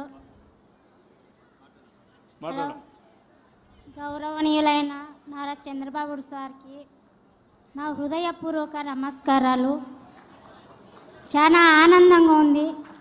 గుడిలో దేవుని దూరం నుంచి చూస్తాము, ఇక్కడ దగ్గర నుంచి చూస్తున్నాను. చాలా ఆనందంగా ఉంది. జన్మ ధన్యమైంది అనుకుంటున్నాను. అలాగే సార్, నా పేరు మహేశ్వరి. మా అమ్మ నాన్న కూడా ఇక్కడే ఉన్నారు. నా తండ్రి పేరు గంగయ్య, నా తల్లి పేరు అంజనమ్మ. నాకు 2 అన్నగారు ఉన్నారు. వారికి మ్యారేజ్ అయిపోయి వాళ్ళు పక్కకి వెళ్ళిపోయారు. నేను చదువుకుంటున్న రోజుల్లో నాకు కాళ్ళు చాలా వంకర్లు వచ్చేవి. స్కూల్కి వెళ్ళలేకపోతుంటే సార్, నా బుక్స్ కూడా ఒక 6 సబ్జెక్టులు బుక్స్ కూడా మోయలేకపోయినాను. నా ఫ్రెండ్స్ స్కూల్ వరకు తీసుకొచ్చి వెళ్ళేవారు. తర్వాత 2 కాళ్ళు ఆపరేషన్ జరిగింది. అట్లే కష్టపడి ఇంటర్ వరకు చదువుకున్నాను. మళ్ళీ వెళ్ళలేకపోయాను. తర్వాత 2 అన్న చనిపోవడం వల్ల ఇంట్లోనే నేను వంట చేసుకుంటూ వాళ్ళ పిల్లల్ని పోషించుకుంటూ నా తల్లిదండ్రుల దగ్గరే నిలిచిపోయినాను. ఇప్పుడు నా తల్లిదండ్రులు ఒక కొడుకుగా నేను బాధ్యత తీసుకొని వాళ్ళని పోషించి నాకు ఏదో ఒక సహాయం చేయాలా, చిన్న జాబ్ చేసుకోవాలని అనుకుంటున్నాను సార్. దయచేసి మీరు నాకు ఈ ఒక్క సహాయం చేయండి సార్. నువ్వేం చదువుకున్నావమ్మా? ఇంటర్ వరకు చదువుకున్నా సార్. ఇంటర్ వరకు చదువుకున్నా. అదర్ స్కిల్స్ వెళ్ళలేకపోయినాను. ఇక వచ్చేసి పెన్షన్ డబ్బులతోనే నేను ఇంట్లో చూసుకుంటున్నాను సార్. ఆర్థిక పరిస్థితి కూడా బాగాలేదు. మా అమ్మకు హార్ట్ ప్రాబ్లము. నేనే ఒక కొడుకుగా వాళ్ళకు నిలిచి వాళ్ళ దగ్గర ముఖ్యంగా మ్యారేజ్ చేసుకోవాల్సిన అవసరం లేదనుకొని నా తల్లిదండ్రులు పోషించుకోవాలని అనుకుంటున్నాను సార్. ఓకే అమ్మా, ఒక సెకండ్. ఈ అమ్మాయి పేరేంటమ్మా? మహేశ్వరి సార్. మహేశ్వరి, మీరు చూసారు అమ్మాయిని. తల్లి తండ్రి తప్ప ఎవరు లేరు. ఇప్పుడు వచ్చే పింఛన్ తప్ప వేరే ఆధారం లేదు. తల్లిదండ్రులు చూసుకోవాలి, కానీ ఆ వచ్చే ఆదాయం చాలదు. ఏ విధంగా బయటపడాలని చెప్పి ఆలోచిస్తున్నారు. అందుకే నేను ఇప్పుడు కొత్తగా మార్గదర్శిని కూడా అడాప్ట్ చేసుకోమన్నాం. ఆయన చెప్పే మాటలు మీరు ఒకసారి ఇంటూ ఒక అవగాహన వస్తుంది. గౌరవులైన మన రాష్ట్ర ముఖ్యమంత్రి వర్యులు శ్రీ నారా చంద్రబాబు నాయుడు గారికి నమస్కారాలు. నారా చంద్రబాబు నాయుడు గారు ఒక మంచి కార్యక్రమాన్ని శ్రీకారం చుట్టారు. జీరో పావర్టీ P4 అంటే రాష్ట్రంలో ఉన్న పేదరిక నిర్మూలన, పేదరికానికి ఆర్థికంగా విద్యాపరంగా వాళ్ళను మంచి స్థాయికి ఎదించాలనేదే ఈ P4. సార్, నా పేరు కూడా మన్సూర్ సార్. నేను ఒక సాఫ్ట్వేర్ ఎంప్లాయీని. నేను సాఫ్ట్వేర్ ఎంప్లాయీ ఉద్యోగం చేసుకుంటూ సంపాదించిన జీతంలో ఒక 30 రూపాయలు పేద ప్రజలకు పెట్టాలని నేను ఒక NGO ట్రస్ట్ కూడా క్రియేట్ చేశాను సార్. నా ట్రస్ట్ పేరు రూరల్ డెవలప్మెంట్ ఫ్రెండ్స్ ట్రస్ట్. ఈ ట్రస్ట్ ద్వారా నేను పేద ప్రజలకు విద్య, ఆకలి, ఆరోగ్యం, మహిళా సాధికారికత, దివ్యాంగులుగా తోడు నీడు ఉండడం, అలాగే సార్ మన తలుపుల ప్రాథమిక ఆరోగ్య కేంద్రంలో గర్భవతులు పిఎంఎస్ ఉన్నప్పుడు చెక్ చేసుకోవడం జరుగుతుంది. అప్పుడు మారుమూల ప్రాంతాల నుంచి వచ్చినప్పుడు ఆకలితో ఉంటారని వాళ్ళకు ప్రతి ఒక్కసారి పౌష్టికాహారాన్ని అందిస్తున్నాను సార్. అది కూడా మీరు ఇచ్చిన మీ చిన్నప్పటి నుంచి మీ స్పీచ్లు వింటూ మీ ఆదర్శంగా చూసుకొని నేను ఒక ట్రస్ట్ పెట్టాను సార్.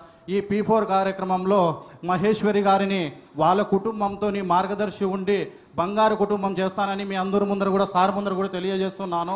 వీళ్ళకు ఆర్థిక పరంగా కానీ ఒకవేళ ఉద్యోగంలో మా ఎన్జిఓలో అయినా కూడా ఏమైనా ఉద్యోగం చూడడం కానీ వీళ్ళ కుటుంబానికి విద్యాపరంగా కూడా సహకరిస్తానని మీ ద్వారా తెలియజేస్తున్నాను సార్. అందరికీ ఇచ్చిన ధన్యవాదాలు.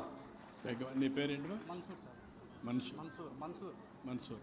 ఇప్పుడు మన్సూర్ను చూశారు, చాలామంది పైకి వస్తూ ఉంటాం.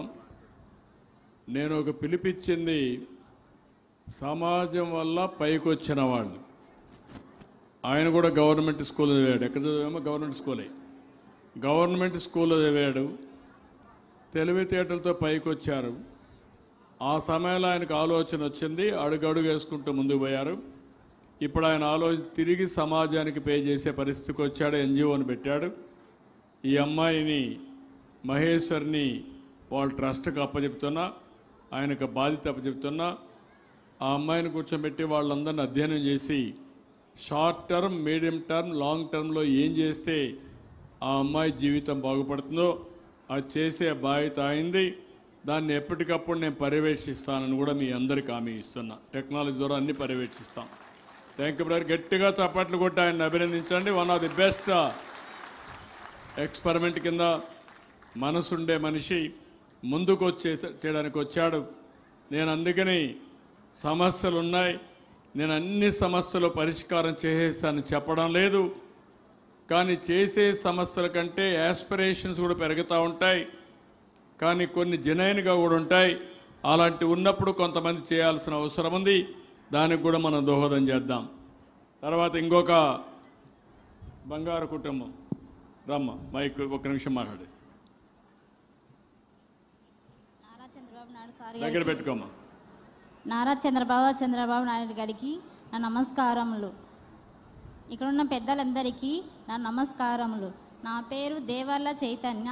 నా భర్త పేరు దేవర్ల ఉమాపతి. నా కుటుంబం నా పేద కుటుంబము. నా పిల్లల్ని పోషించుకోవడానికి చాలా ఆర్థిక ఇబ్బందిగా ఉన్నాను. ఎంతమంది పిల్లలమ్మా? ముగ్గురు సార్. ముగ్గురమ్మా. ఏం చదువుతున్నారమ్మా? ఒక పాప 8th క్లాస్ చదువుతుంది, ఒక బాబు 3వ తరగతి, ఒక బాబు 5వ తరగతి చదువుతున్నాడు. ముగ్గురికి తల్లికి వందనం వస్తుందమ్మా? వచ్చింది సార్. నాకు ఉండడానికి ఇల్లు కూడా లేదు. ఆర్థిక ఇబ్బందుల వల్ల చాలా ఇబ్బంది పడుతున్నాను. తినడానికి తిండి లేక చాలా ఇబ్బందులు కూడా, చాలా పస్తులు ఉన్న రోజులు కూడా ఉన్నాయి సార్. నాకు ఉండడానికి ఇల్లు కావాలి, నా పిల్లల భవిష్యత్తుకి మంచి స్కూల్ కావాలని కోరుచున్నాను సార్. ఓకే. నీ పేరు ఏమన్నావమ్మా? దేవర్ల చైతన్య సార్. చైతన్య. ఏంటి మీరన్నా? రామా చెప్పు, మాట్లాడు. మార్గదర్శి. రాష్ట్ర ముఖ్యమంత్రి నారా చంద్రబాబు నాయుడు సార్ గారికి నా మనస్ఫూర్తిగా హృదయపూర్వక నమస్కారాలు సార్. మన చెప్పమా, మాట్లాడు, ఫ్రీగా మాట్లాడు. మనం ప్రవేశపెట్టిన పథకము నువ్వు ఏం చేస్తున్నా? మీరు నేను వ్యవసాయం దగ్గర పెట్టుకొని చెప్పు. మైక్ దగ్గర పెట్టుకో, మాట్లాడు. వ్యవసాయం చేస్తాను. వ్యవసాయం.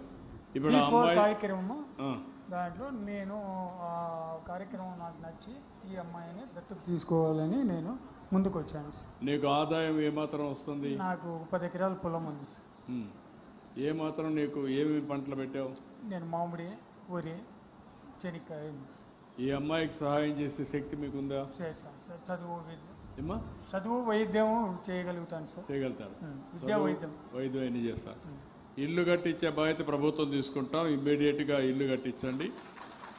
శాంక్షన్ చేసి ఇమ్మీడియట్గా మీరు పర్యవేక్షించి కంప్లీట్ చేయండి. ఆయన అడాప్ట్ చేసుకొని ఆ అమ్మాయికి ఏం కావాలో చేస్తారు, అవి మానిటర్ చేద్దాం. Okay, thank you. ఇప్పుడు రాష్ట్రంలో ఉండే అందరినీ మార్గదర్శనం అందరినీ అభినందిస్తున్నా. నాకు ఎంత పనున్నా లాస్ట్లో తప్పకుండా వాళ్ళని మాట్లాడిస్తున్నానంటే ఎట్టి పరిస్థితుల్లో స్ఫూర్తి ప్రదాతలను ఇంకా పెంచాలి, వాళ్ళ ద్వారా సమాజం కోసం పనిచేయించాలనే ఆలోచనతో చేస్తున్నాం. ఇది నిరంతరం ముందు తీసుకుపోతానని మరొక్కసారి తెలియజేసుకుంటూ ఇక్కడికి వచ్చినప్పుడు మీరు చూపించిన అభిమానానికి అందరికీ మనస్ఫూర్తిగా ధన్యవాదాలు. జై హింద్. Thank you.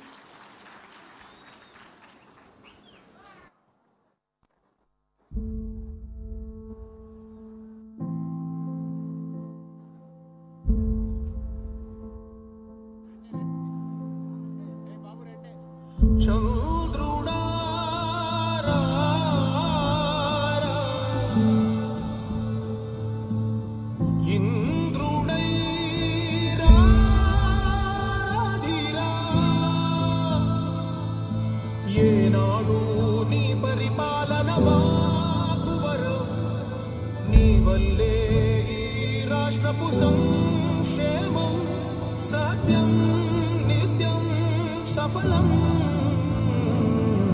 జనగణ మంగళదాయకుడా ధనమపు చరితల నాయకుడా పలుతరములు మము పరిపాలించర స్వామికుడా నవయుగ మేధో సైనికుడా సమయము తెలియని సేవకుడా యువన వ్యాంధ్రకు ప్రగతిని చూపర సాధకుడా వైతాళికుడా